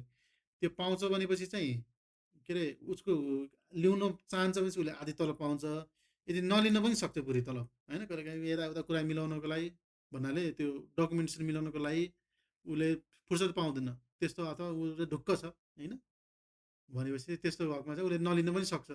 नलिएको हकमा चाहिँ पुरै पछि पाउने भयो होइन। आधी ल्याएको छ भने चाहिँ आधी रकम चाहिँ पछि पाउने भयो। र कसुरदार थरेमा निलम्बन भएको मितिदेखि बाँकी तलब भत्ता चाहिँ के छ पाउने छैन भनेर लेखेको छ। यदि ल मानौ 2 महिनापछि चाहिँ उसले चाहिँ के छ कसुरदार थर्यो भने चाहिँ त्यो पछि चाहिँ उसले चाहिँ के छ तलब भत्ता केही पाउँदैन, उसले पाउने निवृत्तिभरण पनि पाउँदैन है। भनेपछि त्यस्तो हुन्छ। ओके, नठहरुन्जेल चाहिँ पाइरहन्छ सर निलम्बनमा भए पनि? हो पाउँछ, आधी तलब पाउँछ। ऊ चाहिँ कसुरदार उसको फाइनल नहुँदासम्म चाहिँ उसले पाउँछ है। कुनै अदालतमा मुद्दा दायर भएको कारणले कुनै कर्मचारी निलम्बन भएकोमा त्यस्तो मुद्दामा अदालतको कसुरदार थरी फैसला भएमा त्यस्तो फैसला भएको मितिदेखि निजले तलब पाउने छैन भनेर लेखेको छ। अब कसुरदार भएपछि आधी तलब पनि पाउने छैन है त, त्यो कुरा छ। ओके, अब पोसाकको सेवा सुविधा भन्ने छ। अब त्यो चाहिँ हरेक प्रत्येक वर्षको चाहिँ चैत महिनामा चाहिँ तलबसँगै भुक्तानी हुन्छ भनेर लेखेको छ। ल भन्नुहोस् त सर, यदि निलम्बन पर्यो होइन जागिरबाट अब गयो त्यो पछि अथवा अरू कुनै जागिर खान पाउँछु भनेर पाउँछ कि नै? प्राइभेट जागिर पायो, अब परदेशको निजामती सेवा ऐनअनुसार पाएन, सँगै पनि पाएन। अनि त्यसपछि तपाईँको यो परदेशमा पनि के छ भनेपछि अधिकांश अयोग्य ठहरिन्छ यस्तो केसमा, त्यो कारण उसले पाउँदैन है त। के ल प्राइभेट काम गर्न पायो, सरकारी काम चाहिँ उसलाई अयोग्य ठहर भइदिन्छ है त। अब पोसाक सुविधा पाउने हकमा छ। अब हरेक कर्मचारी चाहिँ हरेक वर्षको प्रत्येक वर्षको चैत महिनामा चाहिँ के छ, उसले चाहिँ के छ, तलबसँगै चाहिँ के छ, तलबसँगै चाहिँ के छ, उसले चाहिँ के छ, पोसाकको सुविधा पनि पाउँछ। र नर्मली चाहिँ 10,000 रुपियाँ दिन्छ होइन। ओके, के छ, नर्मली 10,000 दिन्छ र अलिकति दुर्गम ठाउँ चिसो हुने ठाउँमा चाहिँ के छ 15,000 रुपियाँ दिन्छ है। चाहिँ क वर्गको एरियामा चाहिँ के हुन्छ भने 15,000 रुपियाँ दिन्छ। थप चाहिँ न्यानो कपडाको लागि पनि के छ, दिने गरिन्छ है त। यो पोसाकको सुविधाको बारेमा थियो। र उपचारको खर्चको बारेमा थियो। उपचारको खर्चमा चाहिँ के हुन्छ भन्दाखेरि चाहिँ अधिकृत स्तरका कर्मचारी हुन्छन् नि, उनीहरूले चाहिँ के छ भने 12 महिना बराबरको चाहिँ तलब, के अरे उपचार खर्च के छ, उनीहरूले चाहिँ रिटायर भएपछि पाउँछन् है। अधिकृत स्तरको कर्मचारीले के छ भने 12 महिनाको तलब है, खाइबाई आएको रकमको चाहिँ के छ, तलबको चाहिँ 12 महिना तलबको चाहिँ के छ, उपचार खर्च बापत चाहिँ रिटायर भएपछि पाउँछन् है उपचार खर्च। त्यसपछि चाहिँ के छ, सहायक स्तरका कर्मचारी जो अमिन सर्वेक्षक भन्छ अथवा चौथो तह पाँचौँ तह कार्यस्थगीहरूले चाहिँ के भन्छ 21 महिना बराबर है, 21 महिना बराबर त्यसको आखिरी तलबको चाहिँ के छ, उसले चाहिँ के छ, पैसा पाउँछ है त। के छ, रिटायर भएपछि। अब सरकारी सेवाको चाहिँ सुविधा देख्दाखेरि चाहिँ यही नै हो है, 12 महिनाको तलब पाउने, त्यो पाउने, अनि बिदा बापत पनि पाउँछ भन्ने कुरो छ। त्यसै विशेष आर्थिक सुविधा छ। यदि कुनै कर्मचारी होइन सेवामा छँदै मृत्यु भएमा निजको परिवारलाई चाहिँ के छ, त्यस्तो कर्मचारीले खाइपाइ आएको 12 महिनाको बराबरको रकम चाहिँ के छ, एकमुष्ट विशेष आर्थिक सुविधा प्रदान गरिन्छ भनेर लेखेको छ। यो मध्य प्रदेश र कोशी प्रदेश सबै मिलेको छ। यी निजामती सेवा ऐनमा पनि लेखेको छ होइन। त्यो कारणले यो चाहिँ विशेष अवस्था छ। यदि कुनै कामको क्रममा अथवा केही कारणले होइन, कालगतिले होइन भनौँ, अब डेथ भनेको चाहिँ एउटा यो अनटाइमली नै हुन्छ होइन। त्यस्तो हकमा चाहिँ डेथ भयो भनेपछि चाहिँ निजामती कर्मचारीको परिवारले चाहिँ 12 महिना अथवा 1 वर्ष बराबरको चाहिँ के छ, एकमुष्ट रकम चाहिँ के छ, विशेष आर्थिक सुविधा बापत चाहिँ प्राप्त गर्नेछ भनेर लेखेको छ। त्यसै अनिवार्य अवकाश छ। अब अनिवार्य अवकाशको हकमा चाहिँ प्रचलित सङ्घीय कानुनले अनिवार्य अवकाशका लागि तोकिएको बमोजिम उमेर पुरा भएको कर्मचारी स्थानीय सेवा अनिवार्य अवकाश पाउने हुन्छ। अब अहिलेको हकमा कति छ अवकाशको उमेर भन्नुहोस् त ल? हजुर 58 छ है त। ओके, 58 छ। अब सँगै निजामती ऐन अब तर्जुमा भएपछि कति आउँछ भन्ने कुरो, योभन्दा अगाडि 60 वर्षको राखिएको थियो। अब त्यो पास भएन। जेन पास हुने समय भदौ 25 गते थियो होइन। सँगै निजामती ऐनको 23 र 24 गते तपाईँको जेनजी आन्दोलन भएपछि त्यो निष्क्रिय भयो। अबको यो नयाँ सरकारले चाहिँ 45 दिनभित्र तर्जुमा गरेर अब फेरि नयाँ सँगै निजामती ऐन अब प्रतिनिधि सभा मार्फत राष्ट्रिय सभामा पठाउँछ र राष्ट्रिय सभाले यदि पारित गर्यो भने चाहिँ छिटै लागु हुन्छ। यदि राष्ट्रिय सभाले चाहिँ होइन सुधार गर्नुपर्ने छ भने चाहिँ 15 दिनको अवधि दिएर प्रतिनिधि सभामा पठाउँछ र फेरि प्रतिनिधि सभा हुँदै चाहिँ राष्ट्रपति प्रमाणीकरण लागु हुन्छ। यदि राष्ट्रिय सभाले चाहिँ इग्नोर गर्यो भनेपछि चाहिँ के हुन्छ, 60 दिनभित्र चाहिँ के छ भने प्रतिनिधि सभादेखि चाहिँ सिधै स्वतः राष्ट्रपति कहाँ गएर प्रमाणीकरण हुन्छ भनेपछि 45 दिन प्लस तपाईँको 60 दिन अधिकतम प्लस अब केही दिन सम्झिनु होइन भनेपछि लगभग यो कति भयो, 60 105 दिनभित्र चाहिँ तपाईँको लगभग सँगै निजामती ऐन आउँछ भन्ने चाहिँ लगभग छ है त। ओके, त्यो भएपछि अलिकति यो अनिवार्य अवकाशमा चाहिँ म 58 वर्ष पुगेर नि म गरिराख्छु भन्न पाइन्छ कि पाइँदैन सक्छ मान्छे? पाइँदैन। बरु छिटै रिटायर हुन्छु भन्न पायो, स्वैच्छिक अवकाश लिन पायो। 20 वर्षपछि चाहिँ स्वैच्छिक अवकाश लियो भएपछि चाहिँ उसले पेन्सन पाउने भयो, पेन्सन पाउनेको हकमा होइन। हजुर है पेन्सन पाउनुको लागि, नै त 20 वर्षभन्दा अगाडि भएपछि उसले पेन्सन पनि पाउने, उपदान मात्रै पाउने भयो है त। अनि जस्तै यो अब यो अहिले जुन प्रतिनिधि सभाबाट चाहिँ माथि यो पठाउँदाखेरि राष्ट्रिय सभा अथवा राष्ट्रपतिले चाहिँ रोकिदियो भने चाहिँ यो ऐन फेरि पास हुँदैन सर? राष्ट्रपतिले रोक्नु मिल्दैन। ए मिल्दैन न? यो राष्ट्रिय सभा त अहिलेको सरकार अनुसार त एन्टी भएको कारणले त रोक्ने सम्भावना नि हाई छ नि त। राष्ट्रिय सभाले यस्तो, राष्ट्रिय सभाले चाहिँ प्रतिनिधि सभालाई चाहिँ केही सुधार गर्ने विशेष पनि सुधार गर भन्न पाउँछ होइन। सुधार गरिसकेपछि चाहिँ फेरि राष्ट्रपति कहाँ प्रमाणीकरणको लागि जान्छ। यदि राष्ट्रिय सभाले चाहिँ ल एन्टी नै भएर गर्यो भने 60 दिनभित्र चाहिँ उसले कि त जवाब दिनु पऱ्यो राष्ट्रिय सभाले, होइन? नै त हजुर। भनेपछि चाहिँ 60 दिनपछि चाहिँ अटोमेटिकली राष्ट्रपति कहाँ पुग्छ के, त्यस्तो व्यवस्था छ। अब जस्तै यो संविधान संशोधन गर्नु पर्यो भने नि यस्तै हुन्छ त कि यो सेमै हो, संविधान संशोधन पनि सेमै हो। यदि संविधान संशोधन गर्दाखेरि चाहिँ प्रदेशसँग सम्बन्धित छ भने चाहिँ एकचोटि प्रदेश सभामा जान्छ त्यो ओर्डिनेट, होइन, विधेयक बनाऊ, हजुर। होइन? नै त सिधै त्यही प्रक्रियादेखि नै जान्छ। ओके, ल अब अर्को उपदानको कुरो छ है। उपदानको कुरो चाहिँ अब पेन्सन धेरैले थाहा पाउनु भएको छ। उपदानको केसमा चाहिँ है उपदानको हकमा चाहिँ धेरैलाई थाहा नहुन सक्छ। यो उपदान भनेको चाहिँ कस्तो भनेपछि चाहिँ यदि कुनै कर्मचारीले 5 वर्षदेखि 10 वर्षसम्म अथवा 10 वर्षदेखि 15 वर्ष, 15 वर्षदेखि 20 वर्षसम्म चाहिँ सेवा गरेको हकमा चाहिँ अथवा त्योभन्दा माथिको हकमा है चाहिँ के हुन्छ भनेपछि उसले केही रकम चाहिँ पाउँछ। त्यो भनेको चाहिँ उपदान हो कि है, एउटा अमाउन्ट हो है।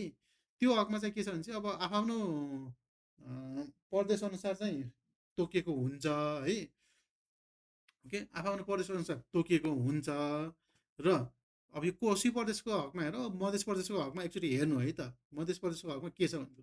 यदि त्यो कर्मचारीले मानव अमिन सर्भिसिङ नाभेदेखि जोसुकी होस् कर्मचारी है, थाई कर्मचारीले 5 वर्षदेखि 10 वर्षसम्म सेवा गरेकोमा काम गरेको प्रत्येक वर्षको निमित्त आखिरी आधी महिनाको तलब बापत चाहिँ के छ उसले पाउँछ भन्छ।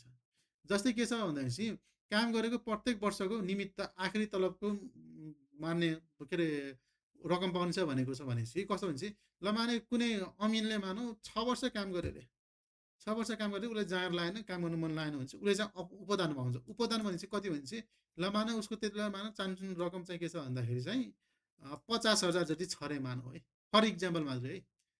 भनेपछि त्यसको आधी तलब 6 इयर्स इन्टु त्यसको आधी तलबको रकम चाहिँ के छ उसले पाउने भनेपछि 25,000 हुने भयो भनेपछि उसले चाहिँ के छ 1.5 लाख रुपियाँ चाहिँ के छ उसले चाहिँ के छ त्यो रकम उपदान बापत चाहिँ के छ उसले त्यो रकम चाहिँ पाउने भयो भनेर भनेको छ। ओके, र त्यसै गरी चाहिँ त 10 वर्षदेखि 15 वर्षसम्म सेवा गरेकोमा प्रत्येक वर्षको निम्ति आखिरी महिनाको 1 महिनाको तलब बराबर पाउँछ। भनेपछि चाहिँ के छ भन्दाखेरि चाहिँ तपाईँको 12 महिना काम गर्यो भनेपछि उसको तलब चाहिँ के छ भने 50,000 छ भनेपछि के हुनुभयो उसले चाहिँ कति पाउने भयो 6 लाख रुपियाँ चाहिँ के छ उसले पाउने भयो यदि 12 वर्ष काम गर्यो भनेपछि। ओके, भनेपछि यसरी गर्छ। र 15 वर्षदेखि 20 वर्षभन्दा कम सेवा गरेकोमा चाहिँ के हुन्छ भने प्रत्येक वर्षको निमित्त उसको आखिरी 1.5 महिनाको तलब भन्छ। जस्तै मानौ उसले चाहिँ 15 देखि 20 वर्ष 18 वर्ष उसले काम गर्यो भनेपछि चाहिँ उसको आखिरी तलब माने चाहिँ 65,000 छ अरे मानौ भनेपछि 65,000 इन्टु 1.5 गरेर चाहिँ कति रकम आउँछ त्यति रकम उसले फेरि छ उपदान पाउँछ। त्यसरी 20 देखि 25 वर्षको सेवामा चाहिँ के हुन्छ भने 2 महिनाको तलब बराबर पाउँछ। भनेपछि उसले 22 वर्ष काम गरे उसको तलब चाहिँ के छ 65,000 छ अरे मानौ भनेपछि उसले चाहिँ कति पाउने भयो टाइम्स 2 गरेर चाहिँ उसले चाहिँ त्यो पाउने भयो उपदान। ओके, ल त्यसरी 25 वर्षभन्दा बढी जतिसुकै सेवा गरेमा उसले चाहिँ के छ प्रत्येक वर्षको निमित्त आखिरी 2.5 महिनाको तलब पाउने छ भन्ने कुरो छ। ल 25 भन्दा 28 वर्ष उसले काम गर्यो भने चाहिँ उसको आखिरी महिना चाहिँ के छ भने 65,000 छ भनेपछि चाहिँ उसले चाहिँ के छ 2.5 गरेर जति रकम आउँछ त्यति रकम चाहिँ के छ उपदानको लागि पाउनेछ है। अब चाहिँ के छ भन्दाखेरि सङ्घीय निजामतीमा के सङ्घीय निजामती भन्छु निजामती सेवा ऐनमा अथवा नियमावलीमा चाहिँ के छ 20 वर्षभन्दा माथिको चाहिँ के छ लेखिएको छैन अहिलेको हकमा। किनभनेपछि 20 वर्षभन्दा यताको चाहिँ के छ भन्दाखेरि चाहिँ उनीहरूले पेन्सन पाउनेवाला नै हुन्। यो पेन्सन सिस्टम हटेको भनेको कति भयो लगभग 6-7 वर्ष त भयो होला। भनेपछि त्यो केस अझै आइसकेको छैन, त्यो कारणले संशोधन भएको छैन है। निजामती सेवा ऐनको हकमा चाहिँ के छ 20 वर्षसम्म मात्रै छ, त्योभन्दा उताकोले त पेन्सन पाउने छ नि त, त्यो कारणले यो व्यवस्था भएको छैन। अब पछिल्लो क्रममा चाहिँ के छ यो व्यवस्था पनि आउन सक्छ है। भनेपछि यसरी उपदान दिने व्यवस्था पनि के छ गरिएको छ। ओके, उपदानको कुरा बुझियो है। यो चाहिँ के हो भन्दाखेरि चाहिँ एक लेभलको मोटिभेसन पनि भयो क्या, कर्मचारीले कति वर्ष काम दिए यति धेरै वर्ष काम गरेर के पाउँछु र भन्ने कुरो हुन्छ नि, त्यो कारणले है त्यस्तो उपदानको केस हो। सर हजुर जस्तै एकजना अब खरदारबाट छिरेको छ, पछि अधिकृतबाट रिटायर हुने बेला भयो भने त्यतिखेर त्यो अधिकृतको खाँदै गरेको तलब चाहिँ आखिरी तलबमा गरिने हो? हो उसले अन्तिममा पाउने तलब कति हो त्यो तलब जोडिन्छ ल। अब अर्को निवृत्तिभरण भनिन्छ। यो पेन्सन भनेर तपाईँले भनेपछि झन् मजाले बुझ्नुहुन्छ होइन। निवृत्तिभरण भनेर चाहिँ बुझ्नु है त। अब निवृत्तिभरण भनेको चाहिँ के हो भने चाहिँ सरकारी सेवा हुँदा स्थानीय तहमा समायोजन भएका कर्मचारीले 20 वर्ष वा सोभन्दा बढी अवधि सेवा गरी सेवाबाट अवकाश पाएमा वा राजीनामा स्वीकृत गराई पदबाट अलग भएमा वा भविष्यमा सरकारी सेवाको निमित्त अयोग्य नठहरिने गरी पदबाट हटाएको अवस्थामा देखाएको बमोजिम हिसाबले चाहिँ मासिक निवृत्तिभरण आजीवन पाउनेछ भनेको छ। आजीवन भन्दा चाहिँ नवृद्धासम्म भन्ने कुरो हो है त। ओके, त्यो छ। त्यो पेन्सनको हकमा चाहिँ उसले चाहिँ आजीवन पाउने भयो। यदि ऊ बित्यो भने चाहिँ उसको परिवारले चाहिँ दिन्छ भन्ने कुरो छ। त्यसको पनि आफ्नै व्यवस्था छ है त। है अब यो निवृत्तिभरण पेन्सनको कुरो हो। पेन्सनको कुरो तपाईँलाई थाहै छ। नेपालमा पहिला चाहिँ यी पेन्सन हुन्थ्यो र सरकारी जागिरप्रति बढी मोह थियो होइन, माया थियो। अब अहिलेको हकमा चाहिँ के छ भने पेन्सन हुँदैन, योगदानमा आधारित निवृत्तिभरण भन्ने हुन्छ।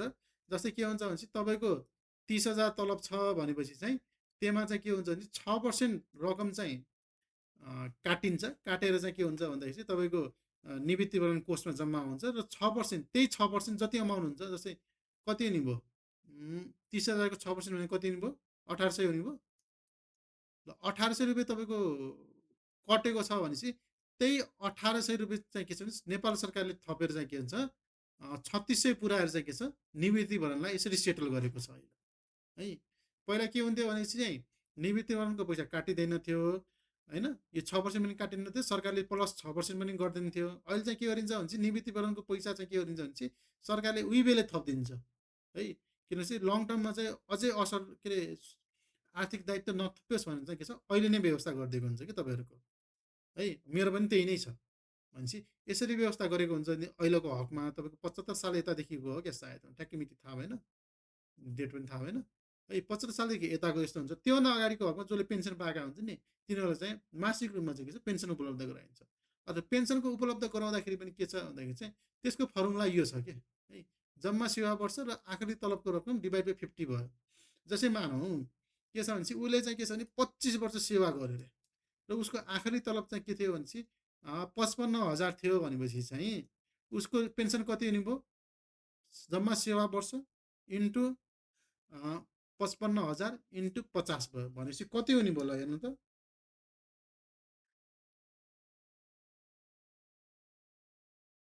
25 इन्टु 55,000 डिभाइड बाई 50 गरे पनि के छ उसले चाहिँ के छ 27,500 रुपियाँ उसले चाहिँ के छ मासिक पेन्सन चाहिँ उसले पाउने भयो भनेपछि यो रकम चाहिँ के छ पेन्सन रकम चाहिँ के छ उसले पाउने भयो।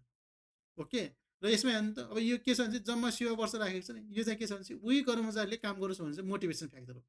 जस्तै उसले 15 वर्ष काम गरेर रिटायर भयो भने के भयो 15 वर्षमा त पाउँदैन सरी ल उसले चाहिँ के छ भने 20 वर्ष काम गरेर उसले चाहिँ के छ जागिर छोड्यो भने के हुने भयो उसको पेन्सन रकम कति हुने भयो भनेपछि 55,000 इन्टु 20 इन्टु डिभाइड बाई 50 भयो भने के छ उसको चाहिँ के हुने भयो 22,000 रुपियाँ पेन्सन हुने भयो। भनेपछि यो फ्याक्टर जम्मा सेवा वर्षले चाहिँ के गर्छ भने चाहिँ त्यही कर्मचारीले काम गरोस् भनेर मोटिभेट गर्छ कि। किनभने सरकारलाई पनि त गाह्रो हुन्छ नि त, नयाँ कर्मचारी रिक्रुट गर्नु परोस्, उसलाई चाहिँ तालिम दिनु पऱ्यो होइन, ती कुरामा अलिकति त्यो हुन्छ भने यो अवस्था पनि भयो र कर्मचारीले चाहिँ काम गरिराख्नु भनेर मोटिभेसनको लागि पनि के छ यो जम्मा सेवा वर्ष पनि राखिएको छ है त। फर्मुला यो छ है पेन्सन पाउने फर्मुला। ओके ल, अब निवृत्तिभरणको वृद्धि भन्ने कुरो छ। अब यस्तो छ ल, अब के छ भने निवृत्तिभरणमा वृद्धि भनेको छ यदि इनकेस होइन कर्मचारीको तलब वृद्धि हुँदा तलबको सुरु स्केलमा जति वृद्धि भएको छ त्यसको 2/3 रकम चाहिँ के छ समान पदका सवारी के सरकारी सेवाको स्थानमा भनेर लेखेको छ। अब यो पनि के छ भने चाहिँ यदि है कसैको 30,000 स्यालेरी थियो सुरु स्केल र उसको चाहिँ के छ भनेपछि पछि चाहिँ उसको सुरु स्केल चाहिँ के छ भनेपछि 35,000 बनाइदियो भनेपछि कति 5,000 को फरक भयो नि भनेपछि यसको 2/3 रकम चाहिँ के छ उसको चाहिँ के छ तलब वृद्धि सँगसँगै के छ 2/3 चाहिँ के छ उसको पेन्सनमा पनि थपिने हो भनेपछि 2/3 भनेको कति भयो यसको भनेपछि त्यति रकम है। भनेपछि यदि नर्मल कर्मचारीको चाहिँ के छ भने 5,000 रकम रुपियाँ चाहिँ उसको स्यालेरी बढ्यो भनेपछि चाहिँ उसको के छ 5,000 को 2 तिहाई भनेपछि के छ 3,333 पैसा चाहिँ के हुने भयो पेन्सनमा पनि बढ्ने भयो भनेर लेखेको छ है भनेपछि सर यसरी अहिले यो एकमुष्ट दिने भन्ने हल्ला छ एकमुष्ट हो कि यो मासिक रूपमै दिइरहने हो अहिले जुन यो 75 साल यता कुन समयदेखि यता यो योगदानमा आधारित निवृत्तिभरण भन्ने एउटा स्किम आछ स्किम भनेर एउटा भनौँ त्यो आछ सुविधा तिनले चाहिँ के छ एकमुष्टै पाउने हो त्योभन्दा अगाडिकोले चाहिँ के छ मासिक रूपमा पाउने हो एकमुष्ट हिसाब गरेर दिन्छ त्यसपछि सकियो मासिक रूपमा आइरहने धाइरहने कामै छैन होइन छैन एकमुष्टमै आउँछ एकमुष्ट पनि के हुन्छ भने चाहिँ 6% हाम्रो काट्छ 6% सरकारले थपिदिन्छ अनि त्यो भएर चाहिँ एउटा निवृत्तिभरण कोषमा जान्छ त्यो रिटायर नहुँदासम्म चाहिँ सरकारले युज गर्छ त्योदेखि लगानी सगानी गर्छ अनि त्यहीँदेखि त्यो पैसा त्यहाँ रहिरहन्छ ब्याज पनि पाउँछौँ हामीले होइन ब्याज पनि पाउँछौँ र त्यो पैसा चाहिँ हामी रिटायर हुँदाखेरि ब्याज सहित पनि पाउँछौँ फेरि त्यस्तो हुन्छ सरकारले लगानी पनि गर्न पायो त्यो मोडालिटीमा होइन हाम्रो पैसा लिएर विभिन्न हाइड्रोपावरमा लगानी गर्ने केमा लगानी गर्ने सबै गर्न पायो त्यसपछि चाहिँ के भने भनेपछि ब्याज सहित चाहिँ हाम्रो त्यो पनि आउने भयो अझ के हुन्छ भनेपछि त्यो लगानी गरेको बापत चाहिँ बोनस पनि हामीले पाउने भयौँ कि त्यस्तो हुन्छ है त त्यो निवृत्तिभरण कन्सेप्ट छ अब यो कर्मचारीका आचरण सम्बन्धी छ अब समय पालना र नियमितता भन्ने कुरो छ अब कर्मचारी सबैले समय पालना गर्ने पऱ्यो हेर्नुहोस् अब अहिले त 9 to 5 जानै पऱ्यो अफिस है 9 to 5 गएर काम गर्ने पऱ्यो आइतबारदेखि सोमबारदेखि शुक्रबारसम्म अनि नियमित कार्यालयमा रेगुलर हुनु पर्यो हजुर यो स्पष्टीकरण भन्ने छ नि यो खास के सम्बन्धी हो र यस्तो कहाँ देख्नु स्पष्टीकरण तपाईँले नै एउटा कर्मचारीलाई स्पष्टीकरण दिन भनेर सूचना हालेको थियो कि आज कता हो नि त्यही भएर अब त्यो कर्मचारीलाई कुनै नियम प्रक्रिया बिना काम गर्यो होला त्यो के कारणले यस्तो गरेको होस् स्पष्ट पार भनेर उसलाई सोधेको कुरो नै स्पष्टीकरण हो अथवा ऊ चाहिँ के छ भने अफिसमै आएन अफिसमा ढिलो आइदियो के कारणले त के अरे के कारणले यो कर्मचारी चाहिँ के छ ढिलो गर्यो भने स्पष्ट कुरा चाहिँ भनोस् भने चाहिँ स्पष्टीकरण सोध्ने गरिन्छ त्यही नै स्पष्टीकरण हो है त ओके ल ल समय पालन र नियमितता भयो यो कुरा आचरण फलो गर्नुपर्ने भयो यो मैले डिस्क्राइब गरेन र अनुशासन र आदेश पालन गर्नुपर्ने कुरो छ अब आफ्नो कर्तव्य इमान्दारीपूर्वक गर्नुपर्छ भन्ने कुरो छ यी कुराहरू सबै भयो होइन सरकारी काम सम्बन्धित कुरामा आफूभन्दा माथिको अधिकृतले दिएको आदेशलाई मान्नुपर्ने होइन आफूभन्दा माथिका सबै कर्मचारी उचित आदर देखाउनु पर्ने र आफू माथका कर्मचारी उचित व्यवहार गर्नुपर्ने भन्ने कुरो छ उशृङ्खला अराजक गतिविधि गर्न नहुने भन्ने कुरो छ राजनीति वा अवाञ्छनीय प्रभाव पार्न नहुने भन्ने कुरो छ भनेपछि कुनै पनि के छ भन्दाखेरि चाहिँ कर्मचारीप्रति चाहिँ अथवा पदाधिकारीमा चाहिँ के छ भने चाहिँ राजनीतिक रूपमा चाहिँ उसलाई चाहिँ तलमाथि पार्ने कुरो होइन कुनैलाई फेभर गर्ने कुनैलाई चाहिँ डिस्क्लोजै गर्ने होइन उसलाई चाहिँ मतलबै नगर्ने त्यस्तो काम चाहिँ गर्नुहुन्न भन्ने कुरो छ त्यसै गरी चाहिँ राजनीतिक क्रियाकलाप पनि संलग्न हुन नपाउने भन्ने कुरो छ अब यो कुनै पनि कर्मचारीहरू चाहिँ अब पोलिटिकल एक्टिभै हुन पोलिटिकल एक्टिभिटीमा चाहिँ इन्भल्भै हुन पाउँदैन है त्यो कुरो भयो होइन त्यसपछि चाहिँ अब कुनै सङ्गठनहरूको सदस्यताहरू पनि लिन पाउँदैन होइन राजनीतिक दलको कर्मचारी पनि छ उता कुनै एबिसी पार्टीको होइन सदस्यता लिन पनि पाउँदैन त्यो कुरो भयो राजनीतिक क्रियाकलापमा है झन्डा बोकेर हिँड्न पाउँदैन होइन त्यस्तो कुरो भयो त्यसपछि कारबाही पनि हुन्छ होइन त्यसै सरकारको आलोचना गर्न नहुने है एउटा के छ भने चाहिँ कर्मचारीले चाहिँ यो सरकारको विरुद्धमा उत्रेर केही कुरा भन्नु पनि पाउँदैन है सरकारको विरुद्धमा चाहिँ के छ भने चाहिँ बोल्ने भनौँ मानौँ कुनै ट्रेड युनियन छ अरे त्यो ट्रेड युनियनको चाहिँ के भइदियो भनेपछि चाहिँ कर्मचारी के छ ट्रेड युनियन कुनै फलानु पार्टीको भइदियो ल अहिलेको सरकार मन परेन उसले त्यो सरकार विरुद्ध बोल्न पनि पाउँदैन बोल्यो भने कारबाही हुन्छ है आलोचना गर्नै हुँदैन है सर यो ट्रेड युनियन भने चाहिँ वास्तवमा चाहिँ के हो सर यो एउटा यो सङ्गठन हो कर्मचारीको सङ्गठन हो अब चाहिँ के छ भने चाहिँ दलीय ट्रेड युनियन अब नेपालमा छ है अब यो ट्रेड युनियन भनेपछि यो इन्टरनेसनल लेभल अर्गनाइजेसनले चाहिँ के छ भने चाहिँ कुनै पनि संस्थामा भएका कर्मचारीले आफ्नो हकितको लागि चाहिँ बोल्न पाउने गरी चाहिँ एउटा सङ्गठन खोल्न पाउँछन् भन्ने कुरो हो अब यो सन्धिले नै दिएको कुरो हो अब अहिले चाहिँ यो के छ भने चाहिँ नेपालमा चाहिँ ट्रेड युनियन त राख्ने तर एक मात्र ट्रेड युनियन राख्ने र दलीय ट्रेड युनियन जस्तै के छ भने चाहिँ फलानु पार्टीको ट्रेड युनियन ऊ अर्को पार्टीको ए भन्ने पार्टीको ट्रेड युनियन भनेर राख्ने कुरो चाहिँ हटाउने भन्ने कुरो छ र एक मात्र ट्रेड युनियन राख्ने कर्मचारीको हकितको लागि बोल्ने भन्ने छ अहिले त्यो कुरा चाहिँ आइरहेको छ है त तपाईँको विद्यालयमा पढ्नु वाला विद्यार्थी सङ्गठन थियो नि, त्यसै गरी चाहिँ के छ कर्मचारीको सङ्गठन ट्रेड युनियन हो। ओके, ल ल सरकारको आलोचना गर्न नहुने कुरो बुझ्नुभयो। तपाईँ कर्मचारी भने सरकार विरुद्ध बोल्नै पाउनुहुन्न है, गर्न सर पाउनुहुन्न। सर अनि अनि यो तपाईँले तलब भत्ताको लागि के को लागि त अनि कर्मचारीले नि कहिलेकाहीँ त आन्दोलन गर्नुपर्ने हुन्छ नि त, त्यसको लागि चाहिँ यो कुराले असर गर्छ कि गर्दैन?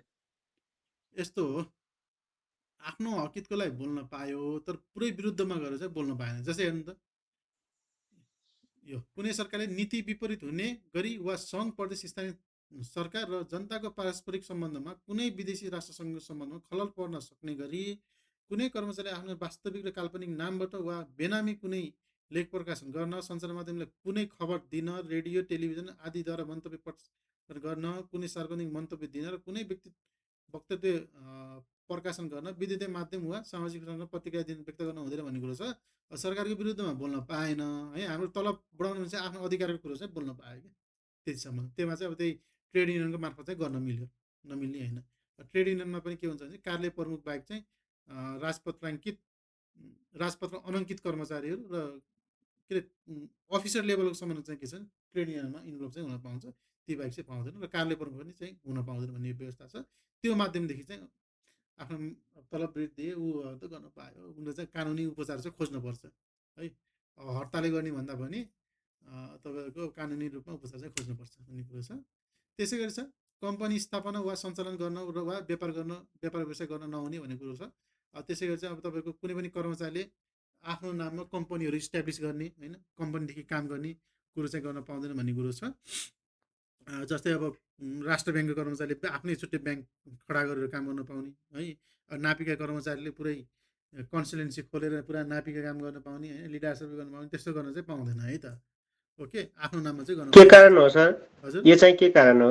अब यस्तो हो, त्यसले गर्दा चाहिँ के हुन्छ भने चाहिँ कर्मचारीको इफिसियन्सी चाहिँ बढ्दैन। ऊ चाहिँ के छ बाहिरी काममा चाहिँ लाग्छ बढी, अनि कार्यालयकोमा समय दिन पाउँदैन भन्ने कुरो हो। अर्को कुरो चाहिँ के छ भ्रष्टाचार हुनसक्छ है। जस्तै के भइदियो भने चाहिँ जस्तै मानौँ कोही कर्मचारीको आफ्नै कन्सल्टेन्सी छैन, उसले चाहिँ आफ्नै कम्पनीमा चाहिँ के छ भने चाहिँ ऊ काम त पार्छ नि, ठेक्का पार्ने काम अथवा कुनै डिपिआर बनाउने काम त्यो दिन सक्छ।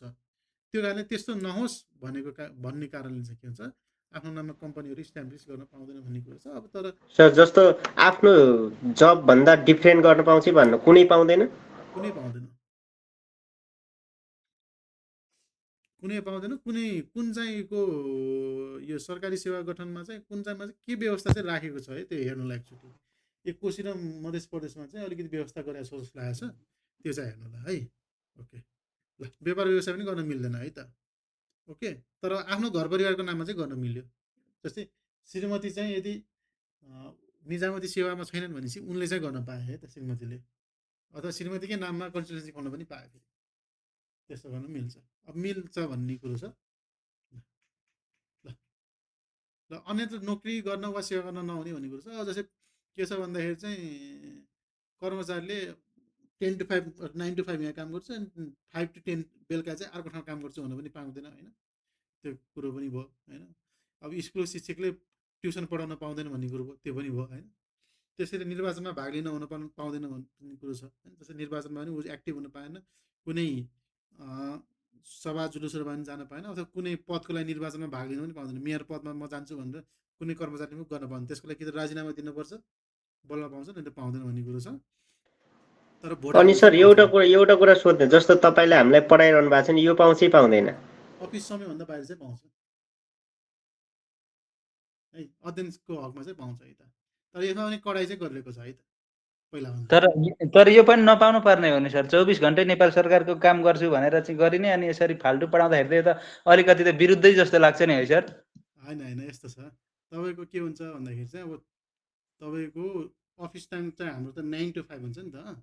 त्यो कारणले 9 to 5 मा चाहिँ हामीले अरू काम के अरे गरेर चाहिँ कार्यालय समयमा चाहिँ डिस्टर्ब गर्न पाएन। तर अध्ययनशीलको काममा यो पढाउने काममा यसो असर चाहिँ पर्दैन है त। पढाइरहेको हुन्छन्, सचिवले पनि पढाएका हुन्छन्, सबैले पढाएको हुन्छन् है, त्यो कारणले।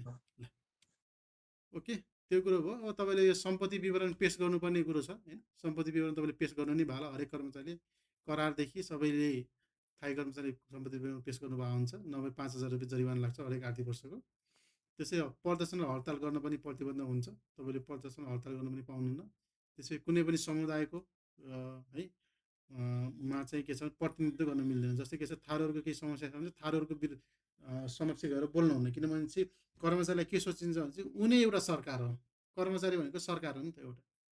सरकारले चाहिँ सोल्युसन गर्ने ठाउँमा ऊ चाहिँ गएर बोलिदिन्छ भने चाहिँ त्यस्तो के गर्न पाइँदैन भन्ने कुरो छ। तर चाहिँ के छ आफूलाई मर्का परेको विषय र आफैले वारिसद्वारा चाहिँ के सम्बन्धित निकाय र अधिकारी समक्ष चाहिँ के छ निवेदन दिन बाहेक अरू काम चाहिँ गर्न मिल्दैन भनेको छ। निवेदन दिनसम्म मिल्यो, आफ्नो आफूलाई कसैको वारिस लिन्छ, कसैको काममा गरिदिन्छ भनेपछि त्यो गर्न मिल्यो, तर पाएन।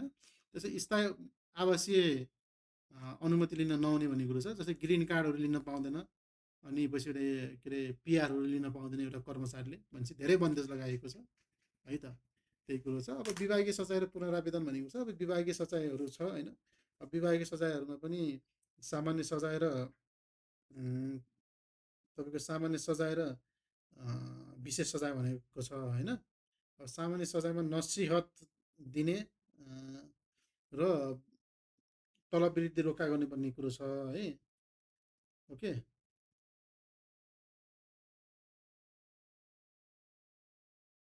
ओके नसिहत दिने भने चाहिँ एक प्रकारको चाहिँ के छ चाहिँ वार्निङ दिने सर मान्नुपर्छ, त्यो सामान्य सजाय अन्तर्गत पर्छ।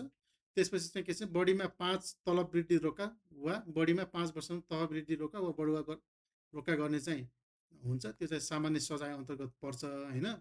अनि त्यसपछि चाहिँ अर्को विशेष सजाय छ। भविष्यमा चाहिँ के सरकारी सेवाको निमित्त अयोग्य ठहरिने गरी चाहिँ के छ सेवामा हटाइयो भने चाहिँ त्यो चाहिँ के छ विशेष सजाय छ। भने दुई तरिकाको सजाय हुन्छ। निजामती सेवा ऐनअनुसार पनि यही नै छ है, नसिहत दिने र तलब वृद्धि रोका गरिन्छ। निजामती सेवा ऐनमा चाहिँ अलिकति 2 हो कि 3 जति छ यो तलब वृद्धि, त्यो हेर्नु होला है त।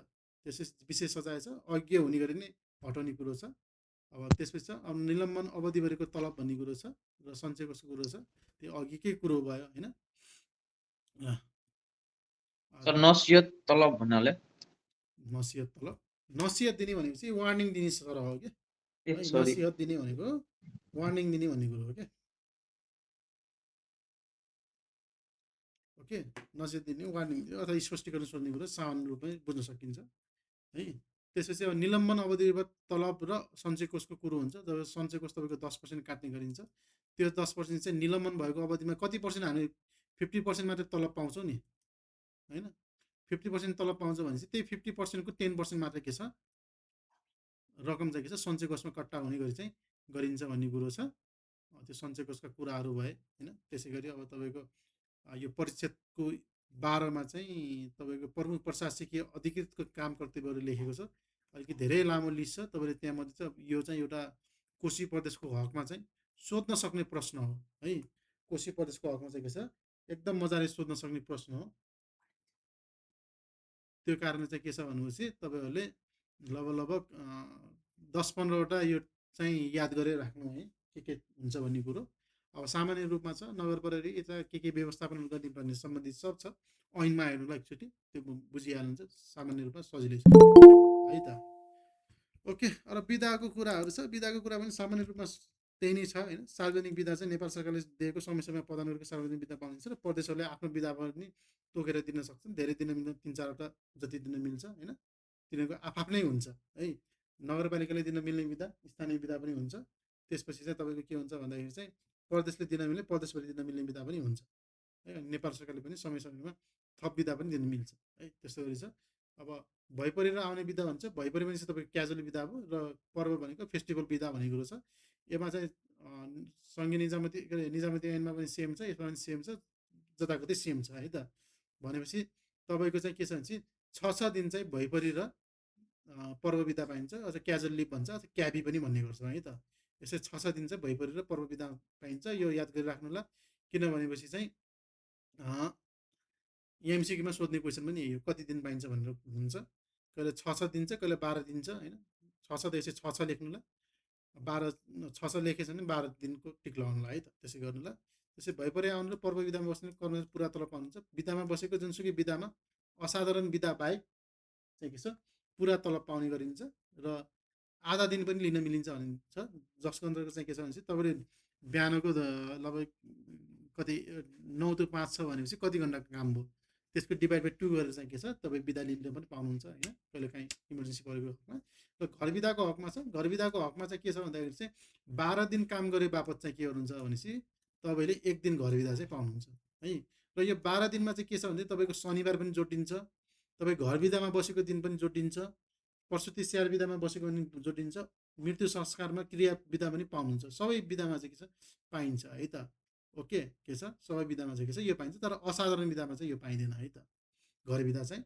यति सम्झिनु, 12 दिनको 12 दिन काम गरे बापत चाहिँ के छ 1 दिन बिदा चाहिँ पाइन्छ है। र यो 12 दिन भनेपछि के हो, सबै तपाईँ है यो सबै बिदा जोडिन्छ, घर बिदा भइपऱ्यो, प्रसुति बिदा, सबै बिदाहरू चाहिँ के छ जोडिने गरिन्छ भनेर जनाइन्छ। अनि यसमा पनि पुरै तलब पाउने गरिन्छ। र यो बिदा चाहिँ के छ भने चाहिँ अर्को मुख्य इम्पोर्टेन्ट चाहिँ 180 दिनसम्म चाहिँ के छ सञ्चित गरिराख्न मिल्छ भन्ने कुरो छ। भनेपछि तपाईँले पाएको बिदा चाहिँ के छ 180 डेज है, 180 डेजसम्म चाहिँ के छ प्रिजर्भ गरेर अथवा कन्जर्भ गरेर अथवा कलेक्ट गरेर राख्न सक्नुहुन्छ है। ओके, भनेपछि यो कलेक्ट गरेर राख्न सक्छ। र यदि मानौँ यो 2081 सालको वैशाखसम्म अथवा ल मानौँ 2021 सालको चैतसम्म चाहिँ तपाईँ 180 दिन बिदा पुगेको छ भनेपछि अर्को वर्षमा जाँदाखेरि चाहिँ तपाईँको 180 प्लस तपाईँको के हुन्छ 12 दिन 12 दिन बापत चाहिँ के छ 1 दिन बिदा हुन्छ भनेपछि चाहिँ तपाईँको यो 180 दिनभन्दा बढी बिदा चाहिँ थपिँदैन क्या है। के छ बढी बिदा चाहिँ के छ थपिँदैन भनेपछि तपाईँको वर्षमा लगभग चान्सु 30 देखि 35 दिन बिदा हुन्छ भनेपछि 180 प्लस 35 दिन बिदा चाहिँ जोडिँदैन क्या। भनेपछि 180 नै हुने भयो, 180 भन्दा तल घट्ने भयो, 180 भन्दा माथि चाहिँ हुने भएन। र यसै गरी चाहिँ बिदा हुन्छ। र यो घर बिदा बापत चाहिँ के हुन्छ भनेपछि चाहिँ एकमुष्टपछि रिटायर हुँदाखेरि चाहिँ पैसा पाइन्छ, प्रतिदिन 180 दिनको पैसा चाहिँ पाइन्छ भन्ने कुरो छ। र बिरामी बिदा हुन्छ, बिरामी बिदा चाहिँ के छ भन्दाखेरि चाहिँ प्रत्येक वर्ष 12 दिन बिरामी बिदा पाउने गरिन्छ है। ओके, के छ प्रत्येक वर्ष के छ 12 दिन चाहिँ के छ बिरामी बिदा पाइने गरिन्छ। ओके, त्यो कुरो छ, यति याद गर्नु ल है। र तपाईँ चाहिँ के हुन्छ भने चाहिँ यदि कोही तपाईँ नियुक्ति भएर 2082 साल 12 महिना 22 गते गए पनि तपाईँको बिरामी बिदा कति दिन पाउनुहुन्छ भन्नुहोस् त? 12 दिन 12 दिन नै पाइन्छ है त। कुनै कुनै ठाउँमा नजानेर 1 दिन लेखा हुन्छन् है त। त्यो भनेपछि 11 दिनको तलब चाहिँ के छ पछि गएर घाटो हुन्छ है, त्यो कुरा छ ल। यो बिरामी बिदाको बारेमा छ। अब प्रसुति बिदाको छ। प्रसुति बिदा चाहिँ अब तपाईँ कोशी प्रदेशमा चाहिँ 98 दिन प्रसुति बिदा पाउने छ है, त्यो कुरा छ। र प्रसुति बिदामा बस्ने कर्मचारी महिला कर्मचारी के छ पुरा तलब पाउने व्यवस्था हुन्छ।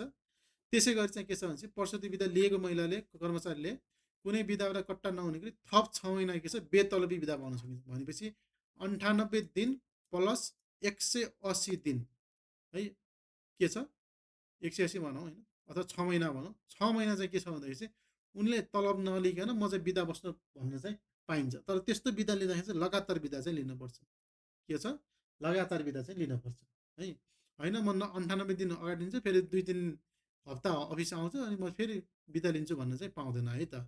ओके, र त्यसै गरी चाहिँ के छ भन्दाखेरि चाहिँ यो अवस्थामा चाहिँ के छ बेतलबी बिदामा बसेको भए पनि के छ त्यो नोकरी अवधि जागिर अवधिमा चाहिँ यो दिन पनि जोडिन्छ है। 180 दिन प्लस 98 दिन चाहिँ जोडिन्न भन्ने कुरो चाहिँ हुँदैन है त। भनेपछि सेवा अवधिमा तपाईँको के अरे ज्येष्ठता कायम गर्दाखेरि चाहिँ यो अवधि पनि के छ जोडिने हुन्छ है। ओके, के छ यो अवधि पनि के छ जोडिने हुन्छ। ओके ल, त्यसै गरी चाहिँ प्रसुति बिदा तथा प्रसुति स्याहार बिदा पाएका कर्मचारीलाई शिशु स्याहारको निमित्त बढीमा 2वटा बच्चाको लागि जनै एकमुष्ट 5,000 रुपियाँ शिशु स्याहार भत्ता दिइन्छ भन्ने कुरो छ। जस्तै कसैले बच्चा पायो भने चाहिँ अफिसमा कसैले बच्चा पायो भने चाहिँ ऊ कर्मचारीले चाहिँ आफ्नो अफिसदेखि चाहिँ के छ भन्दाखेरि चाहिँ 5,000 रुपियाँ चाहिँ के छ अफिसको तर्फदेखि अथवा नेपाल सरकारको तर्फदेखि चाहिँ पाउँछ, 2टा बच्चासम्मको लागि पाउँछ। त्यसरी सञ्चय कोषले पनि के छ पैसा दिन्छ है त। भनेपछि यसरी के छ पैसाहरू आउने गर्छ प्रसुति भएको हकमा। त्यसै गरी प्रसुति स्याहार बिदा छ। प्रसुति स्याहार बिदा चाहिँ के छ भने चाहिँ कुनै पुरुष कर्मचारीको चाहिँ के छ पत्नी सुत्केरी भएको अवस्थामा चाहिँ के छ भन्दाखेरि सुत्केरीको अघि र पछि गरेर चाहिँ के छ 15 दिनसम्म चाहिँ के हुन्छ प्रसुति स्याहार बिदा चाहिँ के छ पाउन मिल्छ भन्ने कुरो छ। प्रसुति स्याहार गर्नको लागि चाहिँ पाइन्छ। त्यो भएपछि चाहिँ अब तपाईँले त्यो सुत्केरी बच्चा पाउनुभन्दा अगाडि पछाडि गएर 15 दिन चाहिँ बिदा पाउन मिल्छ। त्यो भइसकेपछि चाहिँ के छ भने चाहिँ त्यो कर्मचारीले चाहिँ त्यो बच्चा पाएको मित्र चाहिँ 35 दिनभित्र चाहिँ आफ्नो बच्चाको जन्म दर्ता चाहिँ के छ कार्यालयमा पेश गर्नुपर्छ भन्ने छ है। त्यसरी पेश गरेपछि चाहिँ त्यो बिदा पनि के छ स्वीकृत हुन्छ। यदि त्यस्तो के अरे प्रमाणपत्र पेश गरेन भने चाहिँ यसको अन्य विधादेखि चाहिँ कटौती हुने गरी चाहिँ के छ विधा चाहिँ कट्टा हुन्छ भनेर भनिएको छ। त्यसै मृत्यु संस्कार विधा छ। अब आफ्नो मृत्यु संस्कार अनुसार चाहिँ 15 दिनसम्म चाहिँ के छ मृत्यु संस्कार विधा दिने भनेको छ। 15 दिनसम्म चाहिँ अब क्रिया विधा भनौँ त्यो पाइने छ। त्यसै अध्ययन विधा छ। अध्ययन विधा पनि दुई तरिकाले हुन्छ। बढीमा 5 वर्षसम्म पाइने हुन्छ र एकैपटक वा पटक पटक गरेर चाहिँ के छ 5 वर्षसम्म चाहिँ के छ विधा लिन मिल्छ है अध्ययनका लागि है। र अध्ययन विधा लिनको लागि चाहिँ कम्तीमा 3 वर्ष चाहिँ सेवा अवधि हुनुपर्छ भन्ने कुरो छ। र यदि कोही चाहिँ 3 वर्ष नपुग्दै कोही फर्किन्छ भने चाहिँ उसलाई चाहिँ अर्को चाहिँ के छ अध्ययन विधा दिने चाहिँ गरिन्न। र यो अध्ययन विधा दिँदाखेरि चाहिँ यदि अध्ययन विधा नेपाल सरकारदेखि आएको स्कलरसिप हुन्छ नि हो त्यो स्कलरसिप लिएर उसले चाहिँ अध्ययन विधामा बस्छ भनेपछि उसले चाहिँ के छ भन्दाखेरि उसले चाहिँ पुरा तलब पाउँछ है। नेपाल सरकारको स्कलरसिपमा गएको मान्छेले नेपाल सरकारले दिएको स्कलरसिपमा अथवा नेपाल सरकारलाई आएको स्कलरसिपमा ऊ जान्छ विदेश जान्छ भने चाहिँ उसले पुरै तलब पाउँछ होइन भनेपछि चाहिँ उसले चाहिँ आफ्नो निजी प्रयासमा है आफै स्कलरसिप खोज्छ अथवा आफ्नै पेमेन्ट गरेर जान्छ भने चाहिँ उसले चाहिँ के छ तलब चाहिँ पाउँदैन भनेर चाहिँ व्यवस्था गरेको छ है त। ओके ल त्यसै गरी चाहिँ असाधारण विधा छ। अब कर्मचारी असाधारण विधा लिनुपर्ने कारण चाहिँ निवेदन दिनुपर्ने छ। कारण मनासित देखेमा स्थानान्तरण एक पटकमा 1 वर्षमा नबढाइ र सेवा अवधिभर 3 वर्ष नबढाइ असाधारण विधा दिन मिल्छ भनेर छ। अब के छ भन्दाखेरि चाहिँ कर्मचारीले चाहिँ के छ भन्दाखेरि चाहिँ उसले चाहिँ असाधारण विधा लिन्छ। घर विधा चाहिएन बिरामी विधा चाहिएन भने चाहिँ मलाई चाहिँ यत्तिकै असाधारण विधा चाहिएको छ भने चाहिँ उसले चाहिँ आफ्नो प्रमाण स्वरूप दियो भने चाहिँ उसले चाहिँ असाधारण विधा पाउँछ। र त्यो विधा चाहिँ बढीमा 3 वर्ष के अरे एक पटकमा 1 वर्ष नबढाइ र सेवा अवधिभर 3 वर्षमा नबढाइ असाधारण विधा लिनु मिल्छ भने चाहिँ एकचोटिमा 1 वर्ष मात्र लिनु मिल्छ बढीमा। त्यो बाहेक चाहिँ 3 वर्षसम्म चाहिँ के छ उसले चाहिँ असाधारण विधा चाहिँ लिन मिल्छ आफ्नो कार्यकालभरि। र त्यो असाधारण विधा लिएपछि चाहिँ उसको त्यो जागिर अवधिमा चाहिँ त्यो विधाको अवधि चाहिँ जोडिँदैन। जस्तै मानौ कोही मान्छेले 8 वर्ष काम गर्यो तर 3 वर्ष चाहिँ ऊ चाहिँ के छ भने चाहिँ असाधारण विधा लियो भने चाहिँ उसको चाहिँ 5 वर्ष मात्र के छ जागिर अवधि गनिन्छ है त्यस्तो भइदिन्छ है त। ओके तर स्थानीय तहको पूर्व स्वीकृति लिई निजी प्रयासमा अध्ययन गर्न जाने कर्मचारीले 3 वर्षमा नबढ्ने गरी अध्ययन अवधिभर के छ अध्ययन अवधिभरको लागि असाधारण विधा लिन सकिन्छ भन्ने कुरा छ। अब के अरे स्थानीय तहदेखि चाहिँ उसले अध्ययनको लागि चाहिँ के छ 3 वर्षसम्म चाहिँ के छ असाधारण विधा लिन सकिन्छ भनेर लेखेको छ। अब यी कुराहरू चाहिँ तपाईँको सबै चिजहरू चाहिँ के थियो भनेदेखि चाहिँ स्थानीय सरकार सेवा गठन तथा सञ्चालन सम्बन्धी कुरो थियो। अलिकति लामो टपिक पनि हो। अलिकति यसमा चाहिँ तपाईँले पढ्नुपर्ने यदि मध्य प्रदेशको हकमा हुनुहुन्छ भने चाहिँ त्यसमा चाहिँ के कति पर्सेन्टहरू कोटाहरू चाहिँ न्युमेरिकल फ्याक्टरहरू छ नि विधा कति पाइन्छ के पाइन्छ भन्ने कुरा छ त्योहरू याद गर्नुला। त्यसबाहेक चाहिँ अब कोशी प्रदेशमा हुनुहुन्छ भने चाहिँ एमसिक्यू पर्पजको लागि पनि पढ्नुहोस् होइन। त्यसबाहेक चाहिँ के गर्नुहोस् भने एमसिक्यू पर्पज बाहेक तपाईँले चाहिँ सब्जेक्टिभ पर्पजको लागि पनि पढ्नुहोस् है। जस्तै दरबन्दी सिर्जना कसरी हुन्छ के हुन्छ प्रमुख प्रशासनिक अधिकारको कामहरू के छ घर विधाका बारेमा लेख्नु भन्ने हुन्छ होइन। अनि यसै कुराहरू जसरी पनि क्वेसन बनाएर सोध्न सक्छ भनेपछि त्यसरी पढ्नु होला। अनि मध्य प्रदेशको त अब एमसिक्यू भयो एमसिक्यू ओरिएन्टेड भएर पढ्नु होला है। तपाईँको सङ्घीय निजामती ऐन छ कि नै कोर्समा सायद छैन होला। त्यो भने चाहिँ सङ्घीय निजामती ऐन र यो प्रदेशको स्थानीय सरकार सेवा गठनसँग रिलेटेड हुन्छ। त्यो कारणले दुईटैलाई चाहिँ मिलाएर पढ्नु होला है त।